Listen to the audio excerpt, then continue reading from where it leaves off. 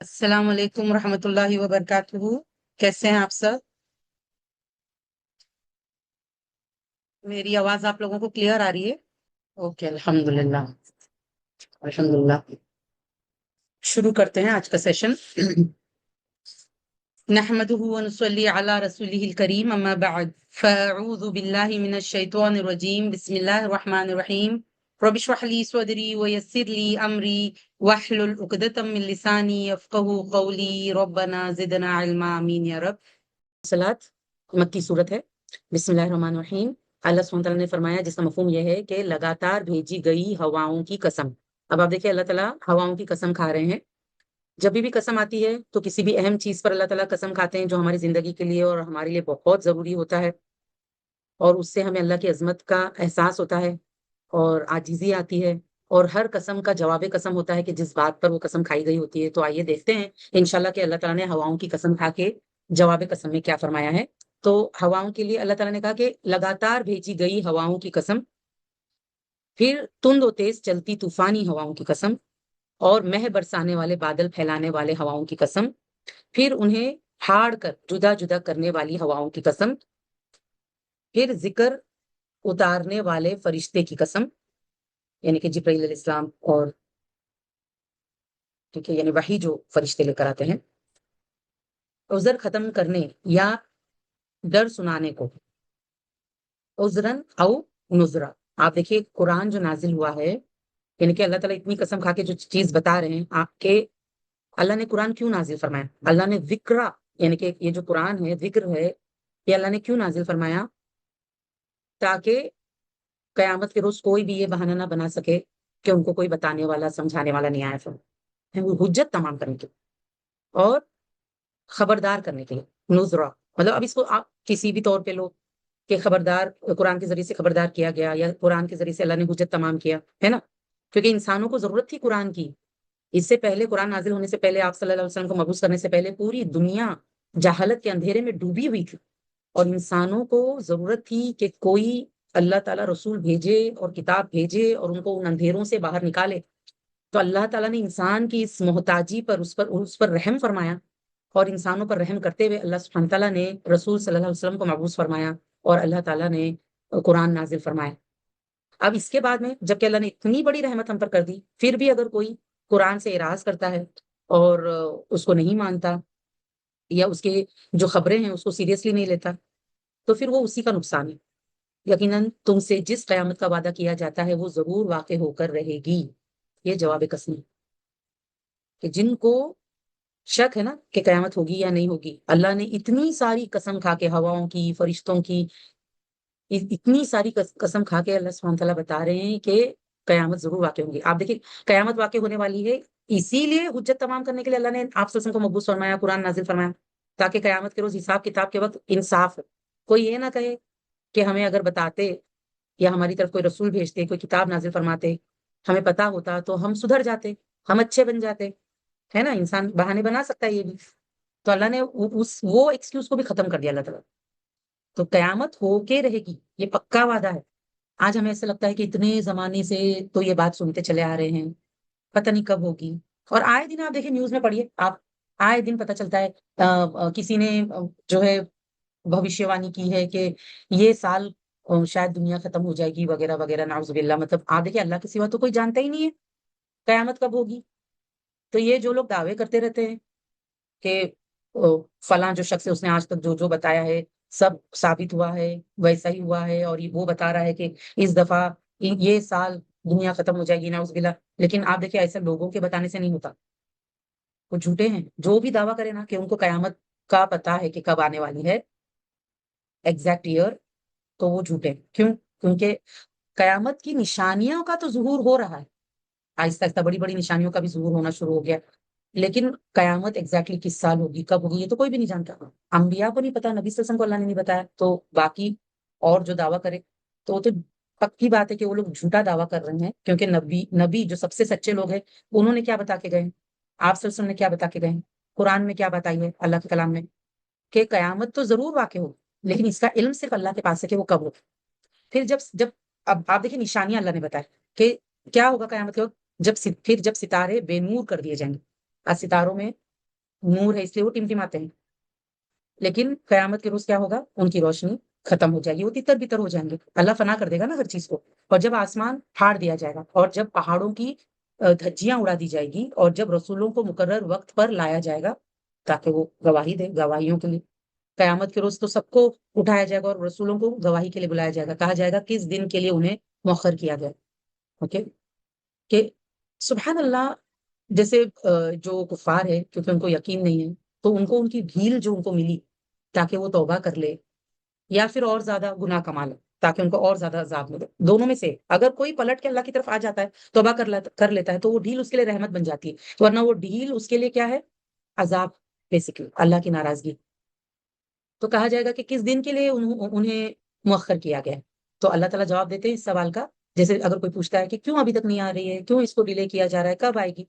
تو فیصلے کے دن کے لیے. اور آپ کیا سمجھے کہ فیصلے کا دن کیا ہے؟ اس دن تکذیب کرنے والوں کے لیے بربادی ہے. کیا ہم پہلے لوگوں کو ہلاک نہیں کر چکے؟ مطلب جو لوگ اتنا جلدی کر رہے ہیں، جلدی مچا رہے ہیں، قیامت کب آئے گی، قیامت کب آئے گی. اللہ نے تو اس سے پہلے بھی تو کتنی قوموں کو ہلاک کر دیا عذاب بھیج کر. تو ان کے لیے تو وہی دن، جو موت کا دن ہوتا ہے، ہر کسی کے موت کا دن اس کے لیے اس کی قیامت کی شروع ہونے کا دن، کہ اس کی قیامت وہیں سے شروع ہو گئی. تو پہلے بھی لوگوں کو تو اللہ نے ہلاک کیا جب ان لوگوں نے انکار کیا. پھر ہم پچھلوں کو ان کے پیچھے لگائیں گے. ہم مجرموں سے یہی کچھ کرتے ہیں. تو آپ دیکھیں بعد کی بھی جو جنریشن آئے گی، اگر انہوں نے بھی وہی چیز کیا تو اللہ تعالیٰ تو قادر ہے اس بات پر کہ اللہ تعالیٰ عذاب بھیجے. لیکن آپ دیکھیے اب جیسے پچھلی جو قومیں تھیں ان کی طرف رسول آتے تھے، نبی آتے تھے، جب وہ لوگ نہیں مانتے تھے رسولوں کی، تو اللہ تعالیٰ کیا کرتے تھے؟ انبیاء اور رسولوں کو ہجرت کا حکم دیتے تھے، ان کے ماننے والوں کے ساتھ ان کو نجات دے دیتے تھے، باقی پوری قوم کو اللہ تعالیٰ عذاب بھیج کر ختم کر دیتے تھے. لیکن نبی صلی اللہ علیہ وسلم کے مبعوث ہونے کے بعد میں اب اللہ تعالیٰ اس طرح نہیں کرتے. اب کیا ہے کہ وقتاً فوقتاً تھوڑے تھوڑے انسانوں کو آزمائشوں سے گزارا جاتا ہے. ان کو جو ہے کہیں کہیں جیسے کہیں قحط سالی ہو گئی، کہیں باڑھ آ گیا، کہیں پر زلزلہ آ گیا، اس طرح سے ہو رہا. پھر مطلب ایک دن آئے گا جب بیک وقت پوری زمین پہ ایک ساتھ زلزلہ آئے گا، تو وہ قیامت کا دن ہوگا، ہے نا. اس سے پہلے قیامت کے بڑے بڑی نشانیاں ہوگی، ان کا ظہور ہوگا. اللہ تعالیٰ پوچھتے ہیں کہ کیا ہم پہلے لوگوں کو ہلاک نہیں کر چکے، پھر ہم پچھلوں کو ان کے پیچھے لائیں گے؟ ہم مجرموں سے یہی کچھ کرتے ہیں. اس دن تکذیب کرنے والوں کے لیے تباہی. وَيْلٌ يَوْمَئِذٍ لِّلْمُكَذِّبِينَ. جو لوگ آج قیامت کو جھٹلا رہے ہیں ان کے لیے تباہی. کیا ہم نے تمہیں حقیر پانی سے تخلیق نہیں کیا، پھر ہم نے اسے ایک محفوظ جگہ رکھا، یعنی ماں کے کوکھ میں، ایک مقررہ اندازے مدت تک. پھر ہم نے اندازہ لگایا، تو کیا خوب اندازہ لگانے والے ہیں ہم. اس دن تکذیب کرنے والوں کے لیے ہلاکت ہے. اب آپ دیکھیں اللہ تعالیٰ نے ہمیں بھی تو زندگی ہے، پھر موت ہے، اس کا بھی ایک اندازہ اللہ نے رکھا ہے. ہم کتنا کھائیں گے، پیئیں گے، جئیں گے، کیا کریں گے، سب کا اندازہ ہے. تو اس کے بعد میں اللہ نے ایسے ہی نہیں بھیجا ہے نا. اس کے بعد میں پھر قیامت ہوگی تو حساب کتاب ہوگا. تو اسی مقصد سے تو اللہ نے بھیجا ہے. اچھا مجھے 1 منٹ دے دو، مجھے کوئی ضروری کام ہے، بس میں 1 منٹ میں آؤں انشاءاللہ.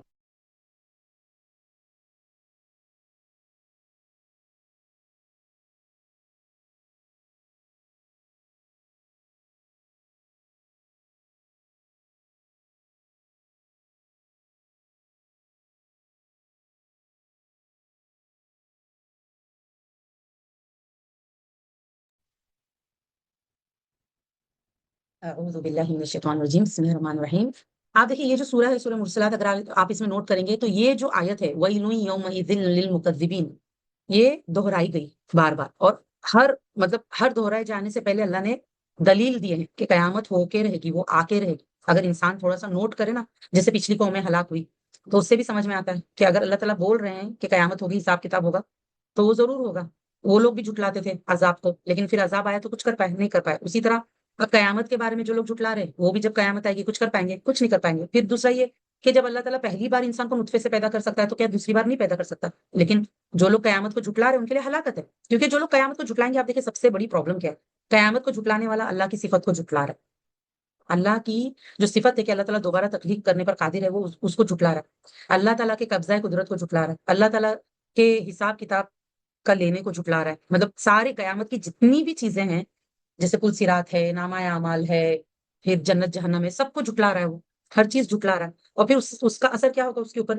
کہ جب ایک انسان قیامت کو جھٹلا دے گا تو اس کے اندر وہ جو خوف ہے نا گناہ سے رکنے کا، وہ نہیں آئے گا. پھر وہ کچھ بھی کرے گا، پھر وہ بے حیا ہو جائے گا، پھر وہ نہ کسی کا بھی حق بھی نہیں دے گا، اور وہ کچھ بھی کر سکتا ہے، کسی بھی لیول پہ جرم کر سکتا ہے، کیونکہ اسے پرواہ نہیں. جب پکڑ کی پرواہ ہوتی ہے نا، کہ یہاں پکڑ ہونے والی، تو انسان اپنے آپ کو لگام لگا پاتا ہے. لیکن جو مانے گا ہی نہیں قیامت کو، تو اس کے لیے تو دنیا میں بھی بربادی ہے، کیونکہ وہ غلط کام کرے گا، بے لگام ہو جائے گا. آپ دیکھیے کتنے ایسے مالدار لوگ جن کو فیم ملا اور پیسے بھی ملے اور بڑے بڑے ان کے گھر، لیکن اکیلے، ڈرگ ایڈکٹ اور دکھی، اور اسی حال میں ان کو موت آ جاتی ہے. لیکن آپ دیکھیں ان کا حال ایسا کیوں ہوتا ہے؟ کیونکہ وہ لوگ قیامت کو نہیں مانتے، قیامت کو بہت لائٹ لیے ہوئے، اس کو سیریس نہیں لیتے. کیا ہم نے نہیں بنائی زمین سمیٹنے والی؟ اور آپ دیکھیں سبحان اللہ، واقعی زمین کو اللہ نے اتنا کفایتی بنایا ہے کہ اس پر ہم سارا کچھ کام بھی کر رہے ہیں، اور زمین ہر چیز اپنے اندر سمیٹ رہی. مردوں کو دفن کرو وہ بھی اس نے لیے ہوئے ہے نا، بیج ڈالو وہ بھی اس نے لیے ہوئے، پھر اللہ کے حکم سے اگاتی ہے. تو زمین اللہ نے سمیٹنے والی بنائے، زندوں کو اور مردوں کو دونوں کو سمیٹے ہوئے. زندے اس کے اوپر ہے، مردے اس کے اندر ہے، سب کو سمیٹے ہوئے اس کے اوپر. سب لوگ اپنا کام کاج، جو زندے ہیں کام کاج کر رہے ہیں، ان کو اپنی موت یاد نہیں ہے، مرنے کے بعد ہی اسی زمین میں جانا ہے. پھر اس کے بعد میں یہ زمین قیامت کے روز گواہی بھی دے گی کہ یہ لوگ میری اس کی پیٹھ پر کیا کیا کرتے رہے، وہ گواہ ہے. اور ہم نے اس میں مضبوط جمے ہوئے اونچے پہاڑ بنائے اور تمہیں میٹھا پانی پلایا. اس دن تکذیب کرنے والوں کے لیے تباہی ہو. اب آپ دیکھیں یہ بھی زمین بھی ایک نشانی ہے انسان کے لیے، کہ جو اللہ نے اس کو پھیلایا ہے وہ اس کو سمیٹے گا بھی واپس. ٹھیک ہے نا؟ ایک منٹ.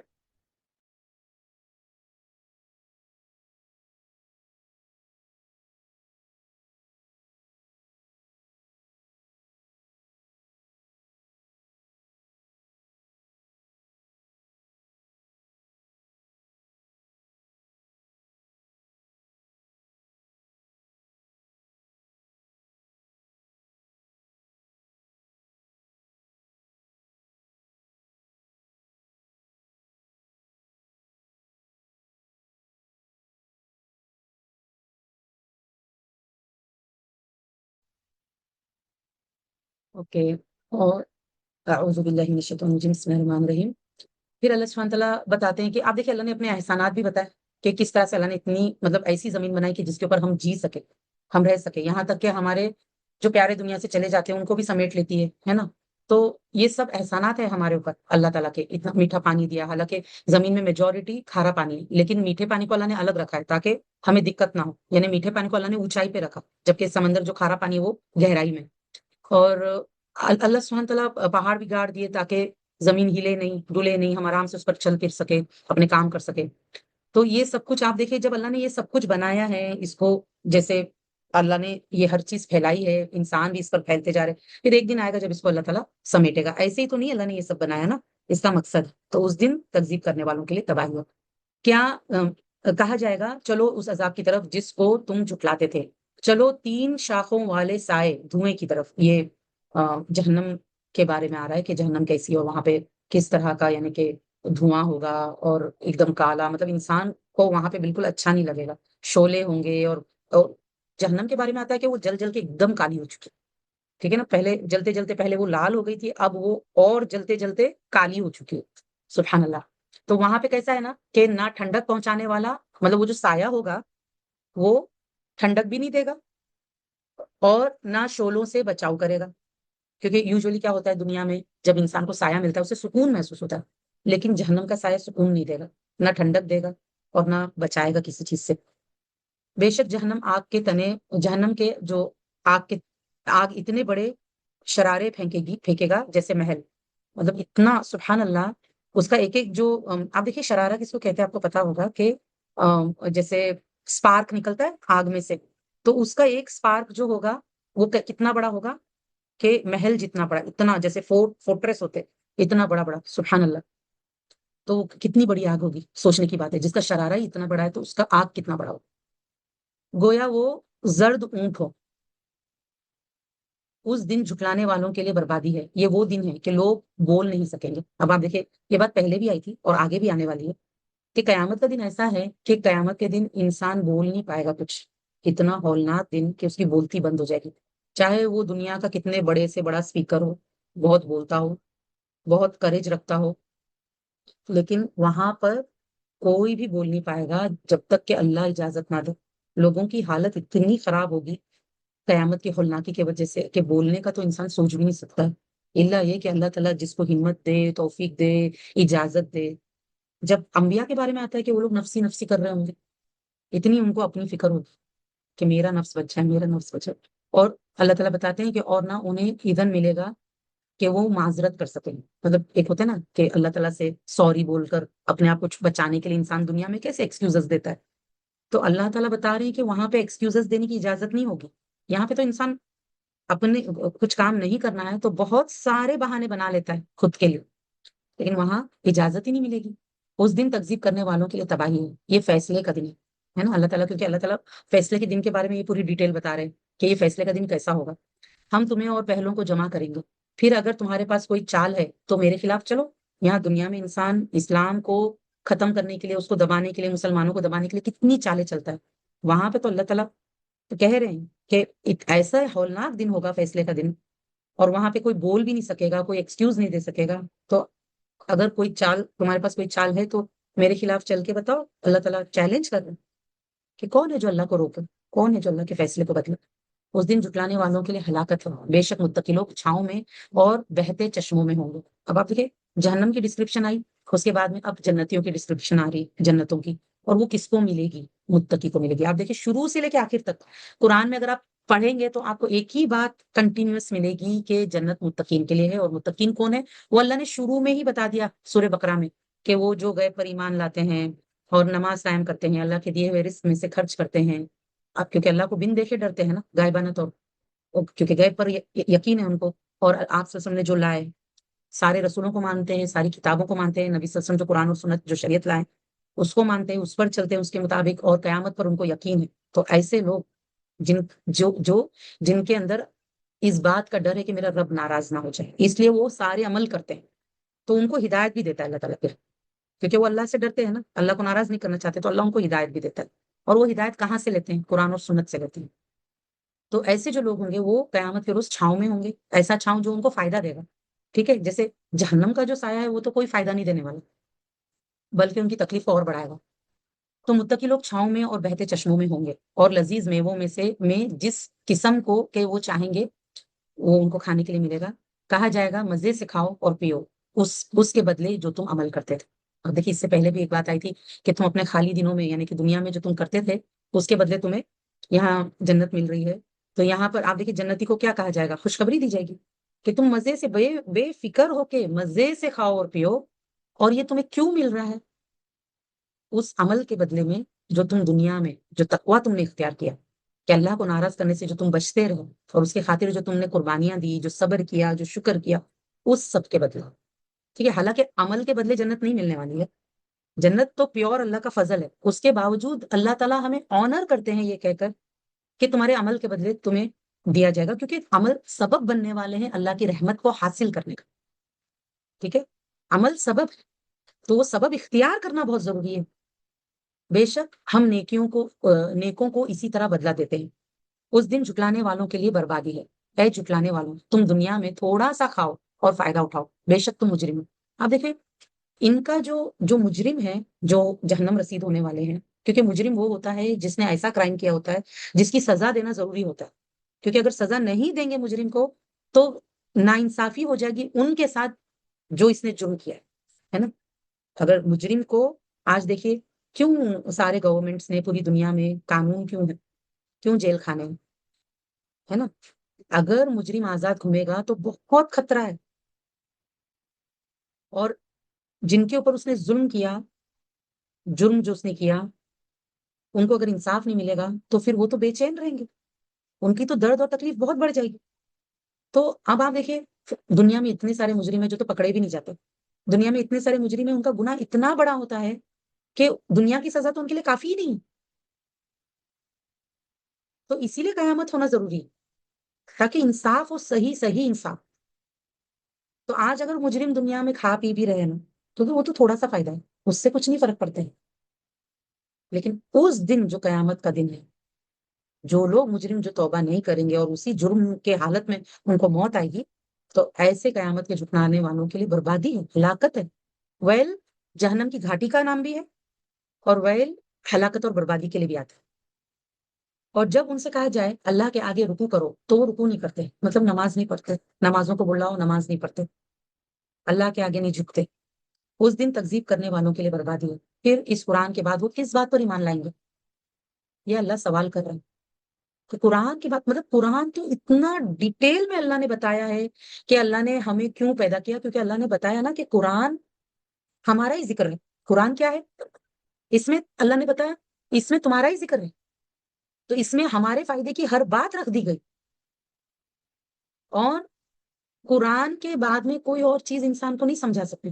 جو قرآن کو نہ سمجھے، جو قرآن کو جھٹلا دے، جو قرآن کو نہ مانے، جو قرآن سے فائدہ نہ اٹھائے، اس کے بعد کوئی اور چیز اسے کیا فائدہ دے گی؟ اللہ نے خود پوچھا ہے سوال۔ پھر اس قرآن کے بعد وہ کس بات پر ایمان لائیں گے؟ اس جو یہ نہ مانے نا، قرآن کو نہ مانے، وہ کچھ نہیں مان سکتا، پھر اس کو کچھ ہو ہی نہیں سکتا ہے جب تک کہ وہ قرآن کو نہ مانے۔ ٹھیک ہے، پھر آپ دیکھیے انشاءاللہ آج ہمارا 30واں پارہ شروع ہو رہا ہے۔ اللہ سبحانہ تعالیٰ نے فرمایا، سورہ نبا مکی صورت ہے، بسم اللہ الرحمن الرحیم۔ مفہوم یہ ہے کہ اللہ تعالیٰ پوچھتے ہیں کہ وہ باہم کس چیز کے بارے میں سوال کرتے ہیں، ایک دوسرے سے کس چیز کے بارے میں مطلب پوچھتے ہیں، کیونکہ وہ لوگ نبی صلی اللہ علیہ وسلم کے بارے میں سوال کرتے تھے کہ کیا واقعی وہ رسول ہے، وہ لوگ قرآن کے بارے میں سوال کرتے تھے کہ واقعی اللہ کا کلام ہے، وہ لوگ قیامت کے بارے میں سوال کرتے تھے ایک دوسرے سے کہ واقعی قیامت ہوگی، کہ دوبارہ اٹھایا جائے گا۔ تو اللہ تعالیٰ پوچھ رہے ہیں وہ باہم کس چیز کے بارے میں سوال کرتے ہیں، اس عظیم خبر کے بارے میں جس میں وہ اختلاف کرتے ہیں۔ اب یہ عظیم خبر اسلام بھی ہے، قرآن بھی ہے جو آپ صلی اللہ علیہ وسلم پر نازل کیا گیا، قیامت کا دن بھی ہے، ٹھیک ہے۔ اب کیا ہے ان کا آپس میں اختلاف ہے، اس کے بارے میں قیامت کے بارے میں بھی اختلاف ہے، آپ صلی اللہ علیہ وسلم کے بارے میں اختلاف، قرآن کے بارے میں اختلاف، اسلام کے بارے میں اختلاف ہے نا، الگ الگ اوپینینس ہیں ان کے۔ تو اللہ تعالیٰ کہتے ہیں ہرگز نہیں، جلد ہی وہ جان لیں گے، پھر ہرگز نہیں جلد ہی وہ جان لیں گے، کیونکہ جب قیامت ہوگی تو ان کو تو ماننا ہی پڑے گا۔ آج اختلاف ہے نا، قیامت ہونے کے بعد میں سارے اختلاف ختم ہو جائیں گے۔ پھر ہرگز نہیں جلد ہی وہ جان لیں گے کیا ہم نے زمین کو بچھونا نہیں بنایا۔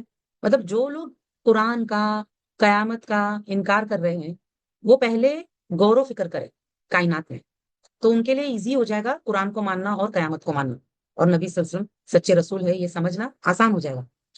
تو کیا غور و فکر کرنا ہے سب سے پہلے زمین پر، کیا ہم نے زمین کو بچھونا نہیں بنایا، بیڈ کی طرح جیسے بچھونا ہوتا ہے اتنے آرام سے انسان اس پر رہ رہا، اور پہاڑوں کو میخیں نہیں بنائے تاکہ زمین نہ ہلے، اور ہم نے تمہیں جوڑا جوڑا پیدا کیا، تو جوڑے بھی ہے نا، میل فیمیل ہے، چھوٹے بڑے ہے، کالے گورے ہے، اچھے برے ہے، ہر ٹائپ کے لوگ، تو جوڑا جوڑا اللہ نے بنایا۔ پھر ہم نے تمہاری نیند کو آرام کا ذریعہ بنایا۔ آپ دیکھیں اگر نیند نہ ہو انسان مر جائے گا، تھوڑے دن پاگل ہو جائے گا، انسان بغیر نیند کے بغیر آرام کے مسلسل چل ہی نہیں سکتا۔ یہ محتاجی اللہ نے انسان کے اندر رکھی، لیکن یہ اللہ کی نعمت بھی ہے کہ اس نے نیند جیسی نعمت دی جس سے انسان ریکور کرتا ہے۔ آپ دیکھیے ریکوری بہت ضروری ہے، ہم میں سے بہت سے لوگ ہوتے ہیں جن کا جسم ریکوری مانگ رہا ہوتا ہے، اوکے۔ اگر دماغ تھک جائے تو دماغ کو ریکوری چاہیے، دماغ کو آرام چاہیے، جسم تھک جائے تو جسم کو آرام چاہیے، ہے نا، کیونکہ انسان ایگزاسٹ ہوتا ہے۔ لیکن جو لوگ ریکور نہیں کرتے، آپ دیکھیں جو لوگ دکھی ہو جاتے ہیں، ایموشنل ہو جاتے ہیں یا غصے میں آ جاتے ہیں، اگر ایک انسان ہمیشہ ہی غصے میں رہے، ہمیشہ ہی دکھی رہے یا ہمیشہ ہی خوش رہے، تو اس کو بھی ریکوری نہیں ہوتی۔ آپ دیکھیں کیوں اللہ نے زیادہ ہنسنے سے منع کیا، حدیث میں آتا ہے نا زیادہ نہیں ہنسنا چاہیے، کیوں؟ دل مردہ ہو جاتا ہے۔ کوئی بھی چیز اگر ایکسٹریم پہ چلے جائے اور ہمارے جسم کو، ہمارے ایموشنس کو، ہمارے دماغ کو آرام نہ ملے، ریکوری ٹائم نہ ملے، تو پرابلم ہوتا ہے، تب انسان بیمار ہو جاتا ہے۔ تو آپ دیکھیں اللہ نے ہمارے جسم کی ریکوری کے لیے، اور ایون آپ دیکھیں جب ہم کسی ٹینشن میں ہوتے ہیں ہمیں بہت زیادہ نیند آتی ہے، کیوں؟ کیونکہ جسم ریکوری مانگتا ہے، ایموشنز ریکوری مانگتے ہیں، تو اللہ نے بتایا کہ ہم نے تمہاری نیند کو آرام کا ذریعہ رکھا۔ تو کتنی بڑی نشانی ہے، اور نیند یہ بھی تو نشانی ہے کہ جس طرح انسان سو کے اٹھتا ہے، جب انسان سو جاتا ہے اسے پتہ ہی نہیں چلتا کتنا وقت گزر گیا، آس پاس کیا ہوا، اس کی کان بند ہو جاتے ہیں، آنکھیں بند ہو جاتی ہیں، کچھ پتہ نہیں چلتا، نہ سنائی دیتا ہے، نہ دکھائی دیتا ہے، نہ کچھ اسے پتہ چلتا ہے کہ وقت کتنا گزر گیا، ہے نا۔ کتنی بار ایسا ہوتا ہے نا کہ ہم اگر بے وقت سو جائیں، آنکھ کھلتی ہے اور مغرب ہو رہی ہوتی ہے، ہمیں لگتا ہے کہ فجر ہو رہے، ہم گھبرا جاتے ہیں، سبحان اللہ۔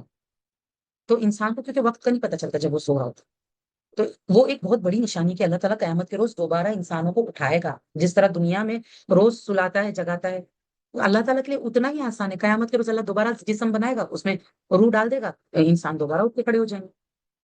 آیا نا کہ قیامت کے روز جب اٹھائے جائیں گے تو قبر سے اٹھتے ہوئے جن کو یقین نہیں ہے وہ کیا بولیں گے؟ کیا ہماری خوابگاہوں سے کس نے اٹھایا ہم؟ کس نے جگہ اٹھایا؟ اور ہم نے رات کو تمہارے لیے لباس بنائے جو نہ ڈھپ دیتی ہے، ہر چیز کو ڈھانک دیتی ہے اندھیرے سے، اور ہم نے دن کو روزی کے کمانے کا وقت بنایا. آپ دیکھیے، دن کا ہونا یعنی کہ اجالے کا ہونا وہ انسان کے لیے اتنا فائدے مند ہے کہ اگر اجالا نہ ہوتا نا تو انسان کے لیے روزی ڈھونڈنا بہت مشکل ہو جاتا. جہاں پر آپ دیکھیے جو ٹائمنگ کا جو ڈفرنس ہے، تو بزنس میں کتنی پرابلم ہوتی ہے کہ وہاں کے لوگ سو جاتے ہیں، پھر یہاں پہ لوگ جاگتے ہیں. جیسے امریکہ میں لوگوں کا سونے کا ٹائم ہوتا ہے، یہاں پہ انڈیا میں لوگوں کا جاگنے کا ٹائم ہوتا ہے. تو جو کمپنیز امریکہ میں ہے وہ انڈیا میں اگر چلا رہے ہیں تو ان کو کتنی وہ دقت پیش آتی ہے نا ٹائمنگ کی وجہ سے. تو اسی لیے آپ دیکھیے کام کرنے والوں کے لیے جیسے لوگ سنڈے کو رکھ دیے ہیں کہ چھٹی رہے گی تاکہ پورے ورلڈ میں ایک ساتھ چھٹی رہے، سارے لوگ ایک ساتھ آرام کریں. اور سونے جاگنے کے وقت کی وجہ سے جیسے ایک ہی کنٹری کے لوگ ایک ساتھ سوتے ہیں، ایک ساتھ جاگتے ہیں، تو اس سے ایک کنٹری کو چلنے کے لیے بھی آسان ہوتا ہے،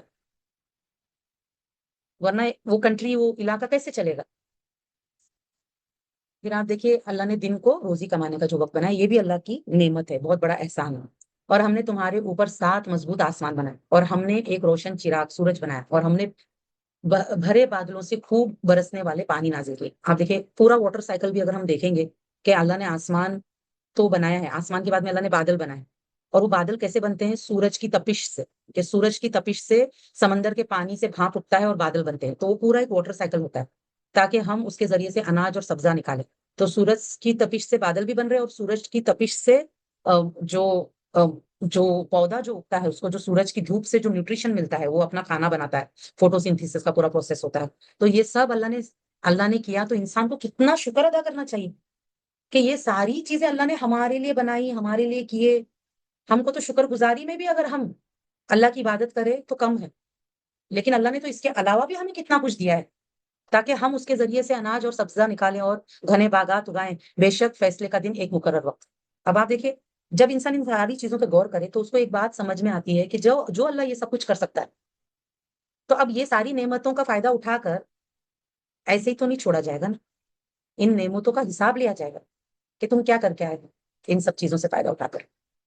تو اس دن فیصلہ کیا جائے گا. فیصلے کا دن بہت ضروری ہے. بے شک فیصلے کا دن ایک مقرر وقت ہے جو اللہ کے سوا کوئی نہیں جانتا کہ وہ کب ہوگا.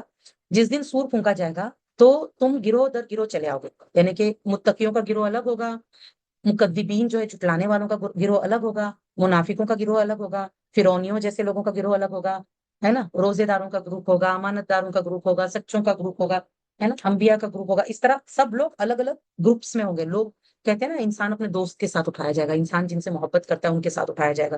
تو آج ہمیں تو جائزہ لینے کی ضرورت ہے کہ ہم کن سے محبت کرتے ہیں، ہماری دوستیاں کس کے ساتھ ہیں، ہم کس کا رنگ اپنائے ہوئے، اللہ کا رنگ یا لوگوں کا جو اللہ کے نافرمان ہے ان کا رنگ. اور آسمان کھول دیا جائے گا. تو آسمان آج جس طرح سے ہے ایک دم پیک ہے نا کہ کہیں پر بھی ایک دراڑ بھی نہیں نظر آتی، لیکن اس دن آسمان کھول دیا جائے گا تو اس میں دروازے ہی دروازے ہو جائیں گے اور پہاڑ چلائے جائیں گے تو وہ سراب یعنی ریت کی طرح ہو جائے گا. بے شک دوزخ طاق میں، دوزخ انتظار کر رہی ہے. مرصاد کس کو کہتے ہیں؟ مرصاد نا بیسیکلی جیسے کوئی جیسے ملٹری والے لوگ ہوتے ہیں، آپ نے دیکھا ہوگا کہ وہ لوگ کیسے جھاڑیوں کے پیچھے چھپ چھپ کر بیٹھے رہتے ہیں تاکہ اگر کوئی دشمن آئے تو اچانک اس کے اوپر حملہ کرنے کے لیے، ہے نا. تو دوزخ بھی اسی طرح طاق میں بیٹھی ہوئی سرکشوں کا ٹھکانہ ہے دوزخ، توغین کا. ٹھیک ہے نا. توغی کون ہے؟ جو اللہ کے حدوں کو اس طرح سے پار کرتا ہے کہ وہ پرواہ نہیں کرتا کہ اس کا انجام کیا ہوگا. انجام سے بے پرواہ ہو کر ایک دم باغی ہو جاتا ہے، سرکش ہو جاتا ہے اور حدوں سے باہر نکل جاتا ہے. ٹھیک ہے. تو جتنے بھی کافر ہے، مشرک ہے، منافق ہے، گنہگار، کریمنلز، یہ سب کیا توغی سر. اور ان کا ٹھکانہ اللہ نے کیا بنایا ہے؟ جہنم کو. وہ اس میں مدتوں پڑے رہیں گے.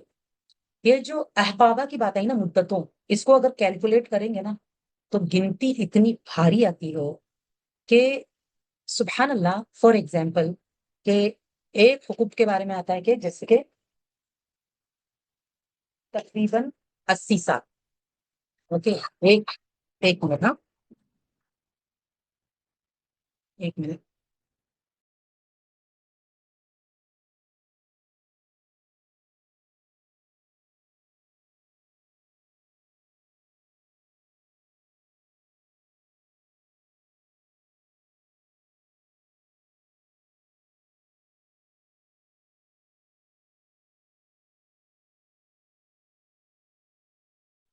جی احقابہ جو ہے سبحان اللہ اس کے بارے میں مطلب آتا ہے کہ 80 سال کا عرصہ، ٹھیک ہے، ایک حکم جو ہے، ایک حکم احقابہ مطلب بہت سارے حکم، ٹھیک ہے، ایک حکم جو ہے وہ 80 سال کا ہوتا ہے، اور دنیا کے جو 80 سال ہے وہ تو الگ ہے، ٹھیک ہے نا۔ اللہ کے یہاں جو 80 سال ہے وہ کیسے ہیں؟ اللہ کے یہاں دن جو ہے 1000 سال جتنا لمبا ہے، اللہ کے یہاں کا ایک دن کتنا لمبا ہے؟ 1000 سال جتنا لمبا۔ اب 1000 سال جتنا لمبا ایک دن، اوکے، تو ہمارے پاس ایک سال کب بنتا ہے؟ جب 365 ڈیز ہوتے ہیں، اوکے، تو 365 ڈیز اس کو آپ ملٹیپلائی کیجئے 1000 سال سے، یعنی کہ 365,000 ڈیز کا وہاں پر اگر کیا کہتے ہیں جو اگر ہم حساب لگائیں گے کہ ایک دن 1000 سال کا ہے، پھر ایک سال میں 365 ڈیز ہے، پھر ایسے 80 سال تو ملٹیپلائی بائی 80 بھی کرنا ہے، ایسے 80 سال تو ملٹیپلائی بائی 80، تو آپ دیکھیں گے کہ ایک حکم بھی اتنا زیادہ بڑا ہوتا ہے، اس کے اندر اتنے زیادہ سال ہوتے ہیں، اور اس کے اندر آپ دیکھیں اتنے زیادہ منٹ ہوں گے، اتنے زیادہ زیادہ گھنٹے ہوں گے، اتنے زیادہ دن ہوں گے، ایک حکم۔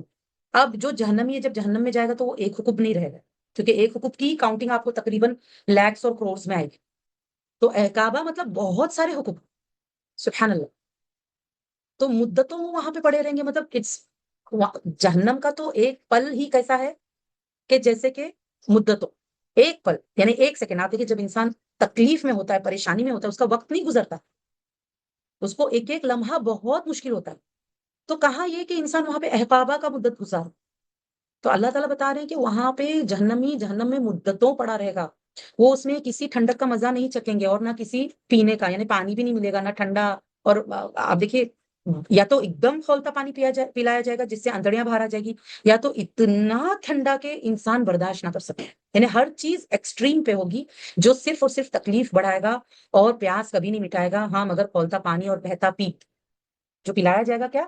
کھولتا پانی بہتا پیپ، یہ ہے بدلہ پورا۔ اللہ کہتے ہیں کہ یہ جو طاغی ہے یہ پورا پورا بدلہ ہے جو ان کو جہنم میں دیا جائے گا، انہیں تو حساب کی امید ہی نہیں تھی، دنیا میں کیسے جی رہے تھے؟ حساب کی امید ہی نہیں تھی، انہوں نے ہماری آیات کو بے دریغ جھٹلایا، مطلب ایک دم بولتے نا بغیر سوچے سمجھے ٹوٹلی کمپلیٹلی جھٹلایا، اور ہم نے ہر چیز کو ایک کتاب میں گن رکھا ہے کہ کتنا جھٹلایا، کیا کیا کیا، سب گن کے اللہ نے نامہ اعمال میں رکھا ہوا ہے، ریکارڈ ہو رہا ہے ہر چیز، اور لوح محفوظ میں تو سب کچھ پہلے سے لکھا ہوا، لہٰذا اب تم اپنے کیے کا مزہ چکھو، ہم تمہارا عذاب بڑھاتے ہی رہیں گے۔ اللہ تعالیٰ جہنمی سے کہہ رہے ہیں کہ تم اپنے کیے کا مزہ چکھو، اور آپ دیکھیں مزہ انسان زبان سے چکھتا ہے، لیکن عذاب کے لیے اکثر یہ بات آتی ہے کہ تم اپنے کیے کا مزہ چکھو، اور عذاب صرف زیادہ ہوتا جائے گا، کم نہیں ہوگا۔ صحابہ ایک صحابی وہ کہتے ہیں کہ اس سے سخت آیت قرآن میں نہیں پائی جاتی کہ جس میں مطلب اللہ نے کیا بتایا ہے کہ جہنمی جس عذاب میں ہوگا وہ عذاب ہر پل بڑھتا جائے گا، اس میں اضافہ ہوتا جائے گا، کبھی کم نہیں ہوگا۔ تو سوچو ایک جہنمی مدتوں جہنم میں پڑا اور اس کا عذاب صرف بڑھتا جا رہا ہے، اس کی انٹینسٹی بڑھتی جا رہی ہے، سبحان اللہ، ہمیں ان میں سے نہ بنائے، آمین یا رب۔ آپ دیکھیں اس کے لیے ہمیں ہر ایسا کام جو توغی کرتے وہ چھوڑنا ہوگا، اوکے، متقی بننا ہوگا، کیونکہ توغی کا اپوزٹ متقی، کہ جو وہ بولتے نا کہ جس طرح سے اگر کسی کو چٹکا لگ جائے تو وہ کتنا ڈر جاتا ہے اس چٹکے سے کہ آئندہ وہ ٹھنڈی چیز کو بھی ٹچ کر کر کے دیکھتا ہے کہیں یہ گرم تو نہیں ہے نا، بولتے نا دودھ کا جلا چھاچھ بھی پھوک پھوک کے پیتا ہے۔ آج دنیا میں اگر ہم تقوی اختیار کریں گے نا کہ ہر چیز کو مطلب بہت احتیاط سے زبان کا استعمال، اپنے ایک ایک اعضا کا استعمال، اپنے نیتوں کا سب جائزہ لیتے رہیں گے، اپنا حساب لیتے رہیں گے، اور فکر کرتے رہیں گے کہ کہیں اللہ مجھ سے ناراض نہ ہو جائے، کہیں اللہ مجھ سے ناراض نہ ہو جائے، اور اس فکر کے حساب سے اپنی زندگی کو سنواریں گے، اوکے، خوف اور امید کے بیچ میں جئیں گے بیلنس کے ساتھ، یہ نہیں کہ صرف ڈر رہے، خوف بھی ہے اور امید بھی، امید میں نیکیاں کر رہے ہیں، خوف کی وجہ سے گناہوں سے بچ کے، تو ایسے جو متقی ہیں ان لوگوں کے لیے کامیابی ہے، اس میں کوئی شک نہیں کہ متقیوں کے لیے کامیابی ہے۔ باغات اور انگور ہیں، اور نوجوان ہم عمر عورتیں ہیں، ٹھیک ہے، اور آپ دیکھیں اکثر کیونکہ حور کا جب ذکر آتا ہے تو ان کی جو خوبصورتی بیان کی جاتی ہے، اور ان کا رشتہ جو اپنے شوہر کے ساتھ بتایا جاتا ہے کہ وہ اپنے شوہر سے اتنا پیار کریں گی، بہت انٹیلیجنٹ ہوں گی، اپنے شوہر کے ساتھ جب رہے گی تو شوہر کو بہت مزہ آئے گا، اسے بہت اچھا لگے گا، وہ اس کی باتیں سن کر، اس کی انٹیلیجنس کو دیکھ کر، اور اس کی جو یعنی یعنی وہ اس محفل کی شان ہوگی، یعنی اس کو بہت اچھا فیل کروائے گی، اپنے شوہر کو بہت اچھا فیل کروائے گی، اور اس کی بہت تعریف کرے گی شوہر کی، بہت ایڈمائر کرے گی اپنے شوہر کو، اور بہت مزہ کرے گی، اس کے دل پسند باتیں کرے گی جو اس کو اور خوش کرے گا، مطلب اس طرح سے دکھنے میں بھی اچھی ہوگی، پاک دامن بھی ہوگی، باتوں میں بھی بہت اچھی ہوگی، اور یعنی اس کی کمپنی جو ہے اس کے شوہر کو بہت اچھا لگے گا، اس کا ساتھ بہت اچھا لگے گا اس کے شوہر کو، کیونکہ وہ اس کے ساتھ میں بہت اچھا فیل کرے گا۔ جیسے یہاں پہ اتھرابا کی بات آ رہی ہے کہ جیسے مٹی میں کھیلنے والے بچے ہوتے ہیں تو ان کو پتہ ہی نہیں چلتا کتنا وقت گزر گیا، اور وہ آپس میں کھیلتے رہتے ہیں، اور ان کو وہ ایک دوسرے کو جج نہیں کرتے ہیں، ہے نا؟ ایسے جو دوست ہوتے ہیں اس طرح کی دوستی ہوگی ان کی۔ سبحان اللہ۔ آپ دیکھیں آج دنیا میں بھی ہمارے رشتے اتنے اچھے ہو سکتے ہیں ہمارے شوہر کے ساتھ، بس اتنا ہے کہ ایک دوسرے کے لیے وفادار بن جائے، ایک دوسرے کو بہت اچھا فیل کروائے، ایک دوسرے کو سچی محبت کرے، یعنی کہ بے لوث ہو کر، بدلے میں صرف اللہ کی رضا چاہیں۔ ایک انسان جب کسی کو اچھا فیل کرواتا ہے، ان کو رسپیکٹ دیتا ہے، ان کو ویلیوڈ فیل کرواتا ہے، ان کی ویلیوز کو ویلیو کرتا ہے، اوکے، ان کی ویلیوز کو سمجھتا ہے کہ ان کی زندگی میں کیا چیزیں قیمتی ہیں، ان چیزوں کو قیمت دیتا ہے، اور بے لوث محبت کرتا ہے، اور ان کی خدمت اس طرح کرتا ہے جیسے وہ پسند کرتے ہیں، اچھا فیل کرواتا ہے، اچھی باتیں ان کو انکریج کرتے ہیں، ان کا ساتھ دیتے ہیں۔ تو آپ دیکھیں آج بھی اگر کوئی ایسا جیون ساتھی ملے تو کبھی کوئی ایسے جیون ساتھی کو چھوڑنا نہیں چاہتا، ہے نا؟ تو ہم کیوں یہ ویٹ کرتے ہیں کہ ہمارے شوہر ویسے بن جائے ہمارے لیے؟ وہ بنے نہ بنے ان کا اللہ کا معاملہ ہے، ہم تو ان کے لیے ویسے بن جائیں۔ جب ہم بنیں گے تو آپ دیکھیں گے کہ ان کے اندر کتنے بدلاؤ آتے ہیں، اور نوجوان ہم عمر عورتیں اور چھلکتے ہوئے جام ہیں، اوکے؟ اور جنت میں اور جنت میں نہ تو وہ بےہودہ باتیں سنیں گے اور نہ جھوٹ، یہ دو چیز جنت میں نہیں ہوتی، اوکے؟ آج ہم کو اپنے زبان کا جائزہ لینا، ہمارے زبان سے کتنی لغویات نکل رہی ہے، کیا ہم لغویات سے بچتے ہیں؟ کیا ہم جھوٹ سے بچتے ہیں؟ جھوٹ تو ہر گناہ کی جڑ ہے۔ انہیں آ کے رب کی طرف سے نیک اعمال کا یہ بدلہ ملے گا جو ان کے لیے کافی انعام ہوگا۔ مطلب آپ دیکھیے جہنمیوں کے لیے آ رہا ہے نا کہ یہ ان کے لیے ایک دم پورا پورا یہ جو سزا ہے ان کی، یہ کیا ہے؟ پورا پورا بدلہ ہے، مطلب جتنا انہوں نے گناہ کیا اتنا ان کے گناہ کے مطابق۔ اور جنتیوں کے لیے کیا آ رہا ہے کہ ان کے لیے عطان حسابہ ہے، کہ اتنا مطلب اللہ تعالیٰ ملٹی پلائی بائی 10 منیمم کرنے والا ہے نا، تو جو ان کو ملے گا وہ کافی انعام ہوگا، اوکے؟ جو آسمانوں اور زمین کا اور ان کے درمیان تمام اشیاء کا رب ہے۔ اچھا میں جب بھی پڑھتی ہوں نا کہ جنت میں جو بات کرنے والے ہیں ان کی باتیں اتنی مطلب اچھی ہوگی، اور اس میں بالکل وہ لغویات اور جھوٹ نہیں ہوگا، تو اتنی خوشی ہوتی ہے کہ واقعی، کیونکہ یہ چیزیں ہمیں نا تکلیف دیتی ہے نا دنیا میں آپ دیکھیں سب سے زیادہ تکلیف، کیونکہ سب سے آسان اور سب سے کم ایفرٹ لگنے والا جو عمل ہے وہ سننا ہے، اور اگر سننے کو برا ملے نا تو بہت تکلیف ہوتی، بہت تکلیف ہوتی۔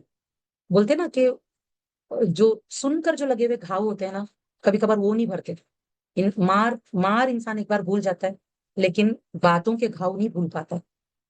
تو سبحان اللہ، اللہ تعالیٰ ہم سب کو اچھی زبان دے دنیا میں، تاکہ ہم جنتی بنے، کیونکہ جنت میں جو لوگ جانے والے ان کی زبان بڑی اچھی ہونے والی،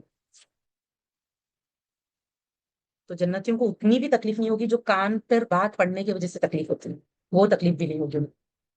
تو اللہ سبحانہ تعالیٰ کیا بتاتے ہیں کہ جو جو آسمان اور زمین کا اور ان کے درمیان تمام اشیاء کا رب ہے، نہایت مہربان ہے، وہ اس سے بات کرنے کا اختیار نہیں رکھیں گے۔ اب دیکھیے یہ دوبارہ بتائی کہ رحمان سے کوئی اس دن بات نہیں کر سکے گا، اختیار نہ رکھ، چوائس نہیں ہوگی کہ جو چاہے بات کرے، ٹھیک ہے نا؟ اللہ جس کو اجازت دے گا، جس کو چنے گا وہ بات کر سکتا ہے، جس کے لیے اجازت دے گا، ان کے علاوہ کسی کے پاس بائی چوائس بات کرنے والی بات نہیں ہے، اوکے؟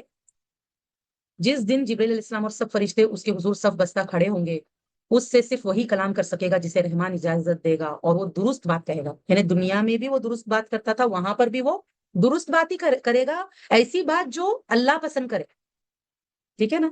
اسی لیے آپ دیکھیے جو دنیا میں اللہ کے دشمن ہیں، جن کے بارے میں اللہ فیصلہ کرے گا کہ وہ جہنم رسید ہوں گے، تو کوئی اور ان کے حق میں سفارش نہیں کر پائے گا، جو کافر منافق اور مشرک ہے ان کے لیے، ٹھیک ہے؟ یہ دن برحق ہے، چنانچہ جو چاہے اپنے رب کے پاس ٹھکانہ بنا لے۔ اب جیتے جی بنانا ہے یہ ٹھکانہ، اپنے رب کے پاس اگر ٹھکانہ بنانا ہے تو آج ہم کو اس یوم الحق کو ماننا ہوگا کہ وہ حق والا دن آئے گا، اس دن حساب کتاب ہوگا، اور بہتر ہے کہ ہم دنیا میں ہی اللہ کو راضی کر لیں اس کی فرما برداری کر کے. ہم اللہ کے قریب کیسے ہو سکتے ہیں, اللہ کے پاس اپنا ٹھکانہ کیسے بنا سکتے ہیں اس کی فرما برداریوں کے ذریعے سے. بے شک ہم نے تمہیں جلد آنے والے عذاب سے ڈرایا ہے. اس دن انسان وہ سب کچھ دیکھے گا جو اس کے دونوں ہاتھوں نے آگے بھیجا ہوگا, اور کافر کہے گا کاش میں مٹی ہو جاتا. وہ ایسا کیوں کہے گا؟ کیونکہ جب جانوروں کا جب حساب کتاب ہوگا, یعنی بے سینگ والی بکری کو اگر کسی سینگ والی بکری نے مارا ہوگا تو ان کا انصاف کرایا جائے گا کہ بے سینگ بکری کو سینگ دیا جائے گا, اور پھر اس طرح سے انصاف ہوگا. اور پھر اس کے بعد میں ان کو مٹی کر دیا جائے گا. تو جب ان کو مٹی کر دیا جائے گا تو اس وقت کافر جس کو یقین ہو جائے گا کہ وہ جہنم جانے والا ہے, وہ تمنا کرے گا کہ کاش میں بھی جانور ہوتا دنیا میں, انسان نہ ہوتا, تاکہ میں بھی مٹی ہو جاتا, یا مجھے بھی جس طرح جانور کو مٹی کر دیا گیا اسی طرح مجھے بھی مٹی کر دیا جاتا ہے, یا میں مٹی ہی پیدا ہوتا. مطلب انسان اس طرح کا تمنا کرے گا کہ کاش میں مٹی ہو جاتا. سورہ نازیات. بسم اللہ الرحمن الرحیم. قسم ہے ڈوب کر روح نکالنے والے فرشتوں کی, یہ موت کے فرشتوں کے بارے میں, اور آسانی سے روح نکالنے والوں کی. اب آپ دیکھیے ڈوب کر روح کس کی نکالتے ہیں؟ نافرمانوں کی, مار مار کے, کیونکہ وہ روح نکلنا نہیں چاہتی. اور آسانی سے کس کی نکالتے ہیں؟ جو نیک لوگ ہوتے ہیں, متقی لوگ, جنتی لوگ. اور تیزی سے تیرنے والوں کی, پھر دوڑ کر آگے بڑھنے والوں کی. یہ سب فرشتوں کی صفات ہے, ٹھیک ہے. کیونکہ فرشتے جو ہے گھومتے رہتے ہیں کہ کہیں اللہ کی مجلس ہو تو وہاں پر وہ لوگ جمع ہوتے ہیں, گھومتے رہتے ہیں اسی مجلس سے, اور دوڑ دوڑ کر ایک دوسرے سے آگے بڑھنے کی کوشش کرتے ہیں اللہ کی فرما برداری میں. پھر کام کی تدبیر کرنے والوں کی, جو اللہ کے حکم ان کو ملا ہوتا ہے اس معاملے میں. جس دن کانپنے والی زمین کانپے گی, اس کے پیچھے آئے گی پیچھے آنے والی, یعنی قیامت. یعنی کہ جب پہلے تو سور جب پھونکا جائے گا تو زمین بیک وقت کانپے گی اور سب فنا ہو جائیں گے. پھر اس کے بعد میں دوبارہ سے سور میں پھونکا جائے گا تو دوبارہ پھر قیامت ہوگی جب سب کو زندہ کر کے اٹھایا جائے گا. اس دن کئی دل دھڑکتے ہوں گے, مطلب خوف سے اتنا زور سے دھڑ دھڑا رہے ہوں گے کہ خود کو مطلب وہ آواز سنائی دے گی اور جیسے حلق میں آ جائے گا کلیجہ, ویسا. ان کی آنکھیں جھکی ہوگی خوف کے مارے. وہ کافر کہتے ہیں کیا ہم یقیناً پہلی حالت میں لوٹائے جائیں گے؟ کیا جب ہم گلی سڑی ہڈیاں ہو جائیں گے تب؟ کہتے ہیں کہ اس وقت لوٹنا تو خسارے والا ہے. چنانچہ وہ قیامت تو صرف ایک خوفناک ڈانٹ ہوگی. مطلب ان کو جو امپاسبل لگ رہا ہے, مطلب وہ لوگ کہہ رہے ہیں کہ اچھا واقعی ہمیں دوبارہ زندہ کیا جائے گا, پھر تو یہ بہت گھاٹے کا سودا, مطلب بہت گھاٹا ہو جائے گا. پھر تو یہ لوٹنا تو بڑا گھاٹے کا ہوگا, کیونکہ ان کو پتا ہے کہ وہ منمانی زندگی جی رہے ہیں. پھر منمانی زندگی جینے والے کو دوبارہ اٹھا کر اگر حساب لیا جائے گا تو اس کا تو بہت نقصان ہوگا. تو اللہ تعالیٰ بتا رہے ہیں کہ دیکھو تم کو جو اتنا ڈیفیکلٹ لگ رہا ہے وہ اللہ کے لیے ڈیفیکلٹ نہیں ہے. وہ صرف ایک ہی ڈانٹ ہوگی, تب لوگ ایک دم کھلے میدان میں جمع ہوں گے, یعنی حشر کے میدان میں. کیا آپ کے پاس موسیٰ علیہ السلام کی بات آ چکی ہے, ان کی خبر آئی جب اس کے رب نے مقدس وادی طوا میں اسے پکارا تھا؟ اب اللہ تعالیٰ ہسٹری میں سے بتا رہے ہیں کہ دیکھو تم سے بھی طاقتور قوم تھی, جب فرعون نے جب نافرمانی کیا تو اللہ نے کیسے اسے غرق کیا. تو اللہ کے لیے تو کچھ بھی مشکل نہیں, چاہے وہ دنیا میں عذاب دے چاہے دوبارہ قیامت میں اٹھا کر کافروں کو عذاب دے, اللہ کے لیے کچھ بھی مشکل نہیں. تو اللہ پوچھ رہے ہیں کیا آپ کے پاس موسیٰ علیہ السلام کی بات آ چکی ہے جب اس کے رب نے مقدس وادی طوا میں اسے پکارا تھا کہ فرعون کی طرف جاؤ, بے شک اس نے سرکشی کی ہے, یعنی وہ طاغی بن گیا, انہ طغا. اب آپ دیکھیے سورہ نبا میں اللہ نے بتایا کہ جہنم طاغیوں کے لیے, یہاں پہ اللہ ایگزامپل دے رہے ہیں کہ دیکھو فرعون کو یاد کرو وہ کس طرح طاغی تھا. پھر اسے کہو, اللہ نے موسیٰ علیہ السلام کو بھیجا فرعون کے پاس اور کہا کہ اس کو کہو کیا تجھے اس بات کی کوئی رغبت ہے کہ تو پاک ہو جائے, کیا تو پاک ہونا چاہتا ہے, ٹھیک ہے, تزکیہ چاہتا ہے, اپنی صفائی چاہتا ہے, اندر کی صفائی. آپ دیکھیے کس صفائی کی بات ہو رہی, دل کی صفائی, اخلاق کی صفائی, اور سوچ کی صفائی, جو دماغ ہوتا ہے نا, ذہنی صفائی, تو عقیدے کی صفائی بیسکلی. تو کیا تو اس کی رغبت رکھتا ہے, مطلب تو چاہتا ہے کہ تو پاک ہو. اور آپ دیکھیے یہ سب سے امپورٹنٹ فرسٹ اسٹیپ ہوتا ہے, ٹھیک ہے نا. کسی بھی انسان کے چینج کا فرسٹ اسٹیپ کیا ہوتا ہے کہ اس کے اندر کی صفائی ہونا چاہیے, تزکیہ ہونا چاہیے. اور میں تیرے رب کی طرف تیری رہنمائی کروں گا کہ تو ڈر جائے, مطلب تاکہ تیرے اندر خشیت آئے. آپ دیکھیے تزکیہ کے لیے نا رب کی خشیت, رب کی پہچان ضروری ہے. جب رب کی پہچان ہوتی ہے نا تو رب کا ڈر آتا ہے اندر, جس سے انسان کی پھر پاکی آسان ہو جاتی ہے کہ وہ پاکیزگی اختیار کرنے کے لیے اس کو مطلب موٹیویشن ملتا ہے کہ رب اتنا بڑا ہے, اس کی نافرمانی کریں گے ہمارا کیا بنے گا. اوکے, تو علم کے بیسس پر جو اللہ کا ڈر ہوتا ہے وہ خشیت ہوتا ہے.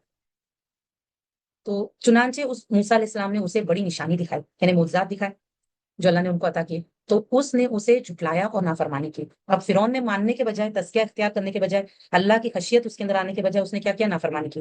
پھر وہ پلٹا فساد کی کوشش کرتا ہوا, پھر سب کو جمع کر کے اعلان کیا تو کہا میں تمہارا سب سے بڑا رب ہوں, نعوذ باللہ. آپ دیکھیے اس نے ربوبیت کا بھی دعویٰ کیا, اس نے الوہیت کا بھی دعویٰ کیا. تب اللہ تعالیٰ نے اسے پکڑ لیا آخرت اور دنیا کے عذاب میں, دونوں عذاب میں. بے شک اس میں اس کے لیے عبرت ہے جو ڈرتا ہے. کیا تمہاری دوبارہ پیدائش زیادہ مشکل ہے یا آسمان کی؟ آسمان دیکھو اللہ نے کتنا بنایا، کتنا بڑا بنایا، اور 7 آسمان بنائے، ایک بھی نہیں. جسے اسی نے بنایا. آسمان کس نے بنایا؟ اسی نے بنایا. تو اس کا بنانا مشکل ہے یا تمہارا دوبارہ پیدا کرنا؟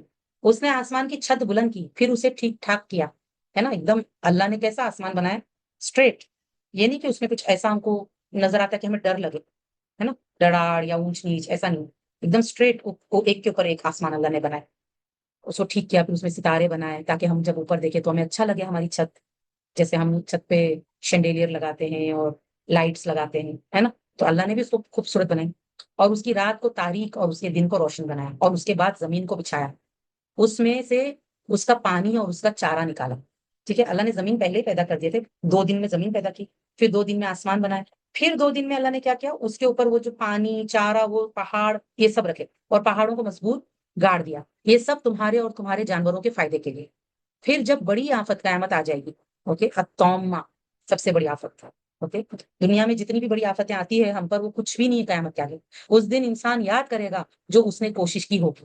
اس دن انسان کو پورا اس کا لائف جو ہے نا ریوائنڈ ہوگا اس کے سامنے، ایک دم تیزی سے، فاسٹ فارورڈ بولتے نا، ایک دم پوری زندگی اس کو کہ میں کیا کیا کوشش کر کے آئی.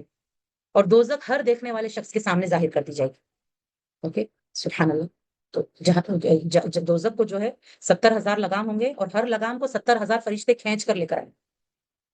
لیکن پھر جس نے سرکشی کی اور دنیا کی زندگی کو ترجیح دی، آپ دیکھیں اب جو توگی بنا، جس نے فَأَمَّا مَن طَغَىٰ، اس کو پرواہ نہیں تھی کہ مطلب اللہ پکڑے گا، اللہ حساب کتاب دے لے گا تو میرا کیا بنے گا، تو اس کی اس کو پرواہ نہیں تھی، اس لیے وہ سرکشی کیا.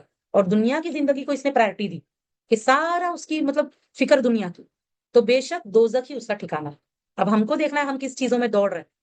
کہیں ایسا تو نہیں کہ صرف دنیا کی فکر لگی ہوئی اور آخرت کو بھول کے بیٹھے ہو، اور حرام حلال کی کچھ پرواہ نہیں کر رہے، اور اللہ کی نافرمانی کی کچھ پرواہ نہیں کر رہے، توبہ نہیں کر رہے، کچھ نہیں. ایسا تو نہیں. تو بے شک دوزخ ہی اس کا ٹھکانہ. ایسے شخص کا ٹھکانہ کیا ہے جو توگی بنے اور دنیا کو اس نے ترجیح دی، دوزخ اس کا ٹھکانہ. لیکن جو شخص اپنے رب کے سامنے کھڑا ہونے سے ڈر گیا اور اپنے نفس کو خواہش سے روکا، ٹھیک ہے نا، ایک شخص اس کو فکر ہوگی کہ مجھے ایک دن اپنے رب کو حساب دینا.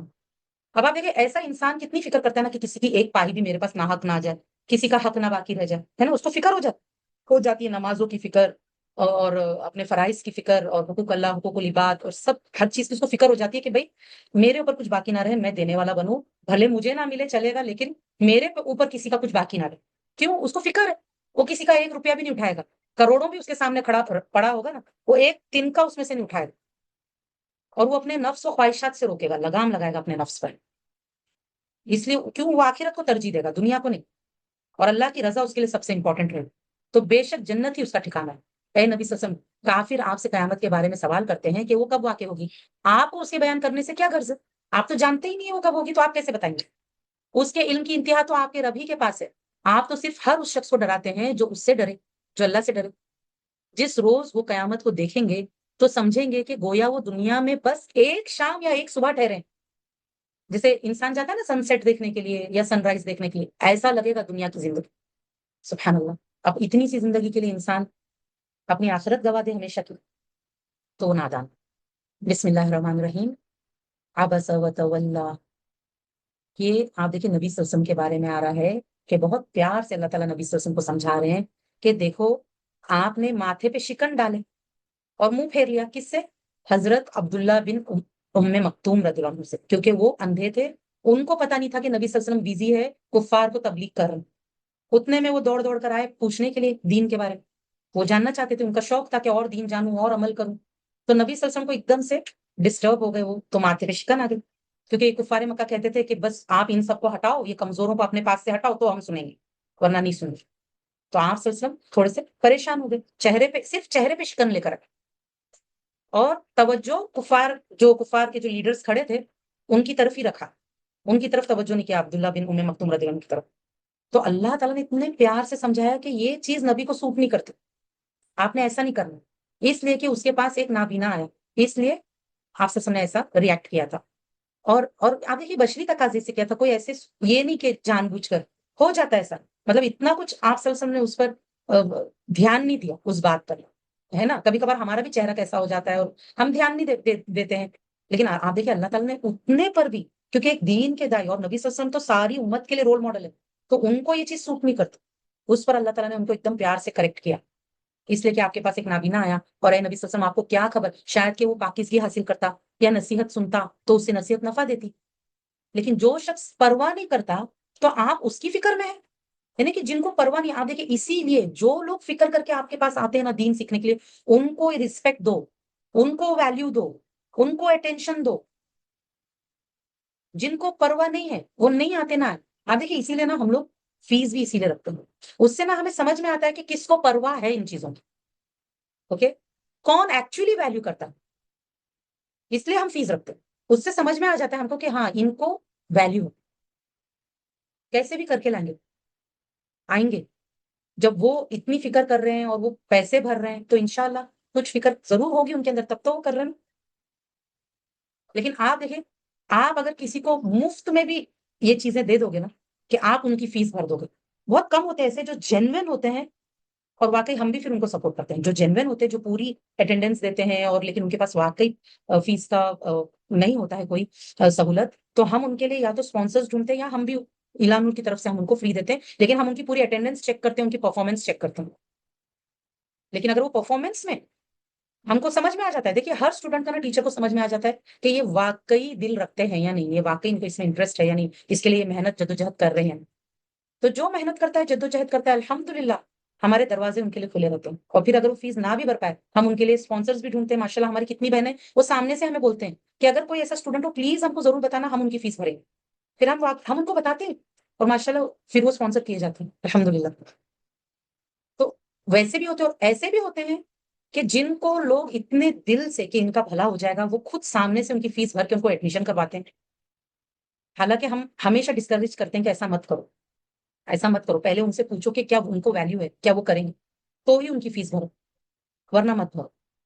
کیونکہ وہ ویلیو نہیں کریں گے, وہ بالکل وقت نہیں لگائیں گے, دیر نہیں لگائیں گے, اینی ٹائم چھوڑ کر چلے جائیں گے. وہ کلاس میں آئیں گے تو لیٹ آئیں گے, جلدی چلے جائیں گے, ہوم ورکس نہیں کریں گے, کچھ نہیں کریں گے. تو ایسوں کی فیس مت بھرو. اوکے, ہم بتائیں گے, آپ ہم کو اپروچ کرو. ہمارے پاس الحمدللہ ایسے واقعی جینوین کیسز ہے کہ جو فیس نہیں بھر سکتے اور وہ بہت ویلیو کرتے ہیں اس علم کو, اور وہ بہت محنت کرتے ہیں. تو آپ کوشش کر کے دیکھ لو. جن کے لیے دیکھیے یہ تو ہے, ایک چانس تو سب کو دینا چاہیے کہ چلو وہ آئیں گے, وہ سیکھیں گے. تو اس کے بعد میں اگر واقعی لگا کہ ہاں یہ جینوین ہے, تو انشاءاللہ پھر آگے بھی ان کی بھرو فیسز. لیکن اگر نہیں ہے جینوین نا, تو پھر ان کا اللہ کا معاملہ, ٹھیک ہے نا, ان کا اور اللہ کا معاملہ. ان کو اللہ تعالیٰ کوئی اور راستہ کھول دے گا. اللہ رحمان ہے, سب پہ رحم کرتا ہے. ہم پہ بھی اسی نے رحم کیا, اس لیے ہم اس سے جڑے. اگر وہ رحم نہ کرتا تو ہم کیا کر لیتے ہیں, ہے نا. ان کا بھی رب اللہ ان پہ رحم کرے گا, ان کے لیے کوئی اور راستہ کھولے گا انشاءاللہ. لیکن علم نور میں جو آ رہے ہیں ان کو اپنا 100% دینا ہوگا. ہم جو وعدہ کرتے ہیں ہم اپنی طرف سے کوشش کرتے ہیں کہ اپنے وعدے سے زیادہ دیں. اس لیے ہم کبھی کبھار وعدہ 1 گھنٹے کا کرتے ہیں, لیکن کلاس 1.5 گھنٹے کی دے دیتے, 1.25 گھنٹے کی دے دیتے, زیادہ ہی دیتے. کم نہیں, کوشش کرتے ہیں کہ ہماری طرف سے کم نہ, انشاءاللہ. ٹھیک ہے, لیکن ڈیڈیکیشن, سنسیئرٹی ضروری ہے. کمفورٹ زون سے باہر نکلنا ضروری ہے, کچھ قربانیاں دینا ضروری ہے. بغیر قربانی کے کچھ نہیں حاصل ہوتا. ہر کوئی محنت کر رہا ہے نا, ہر کوئی اپنے عمل کے بدلے گروی ہے. تو ہم کس کے بدلے گروی ہے, ہم دیکھیں. اور اے نبی صلی اللہ علیہ وسلم, آپ کو کیا خبر, شاید کہ وہ پاکیزگی حاصل کرے یا نصیحت سنتا تو اسے نصیحت نفع دیتی. لیکن جو شخص پرواہ نہیں کرتا ہے تو آپ اس کی فکر میں ہیں. حالانکہ اگر وہ نہیں سنتا تو آپ پر کوئی گناہ نہیں, کیونکہ آپ صلی اللہ علیہ وسلم کو رسالت کی اتنی فکر ہوتی تھی کہ میری ذمہ داری ہے میں سب تک پہنچاؤں, اچھے سے پہنچاؤں.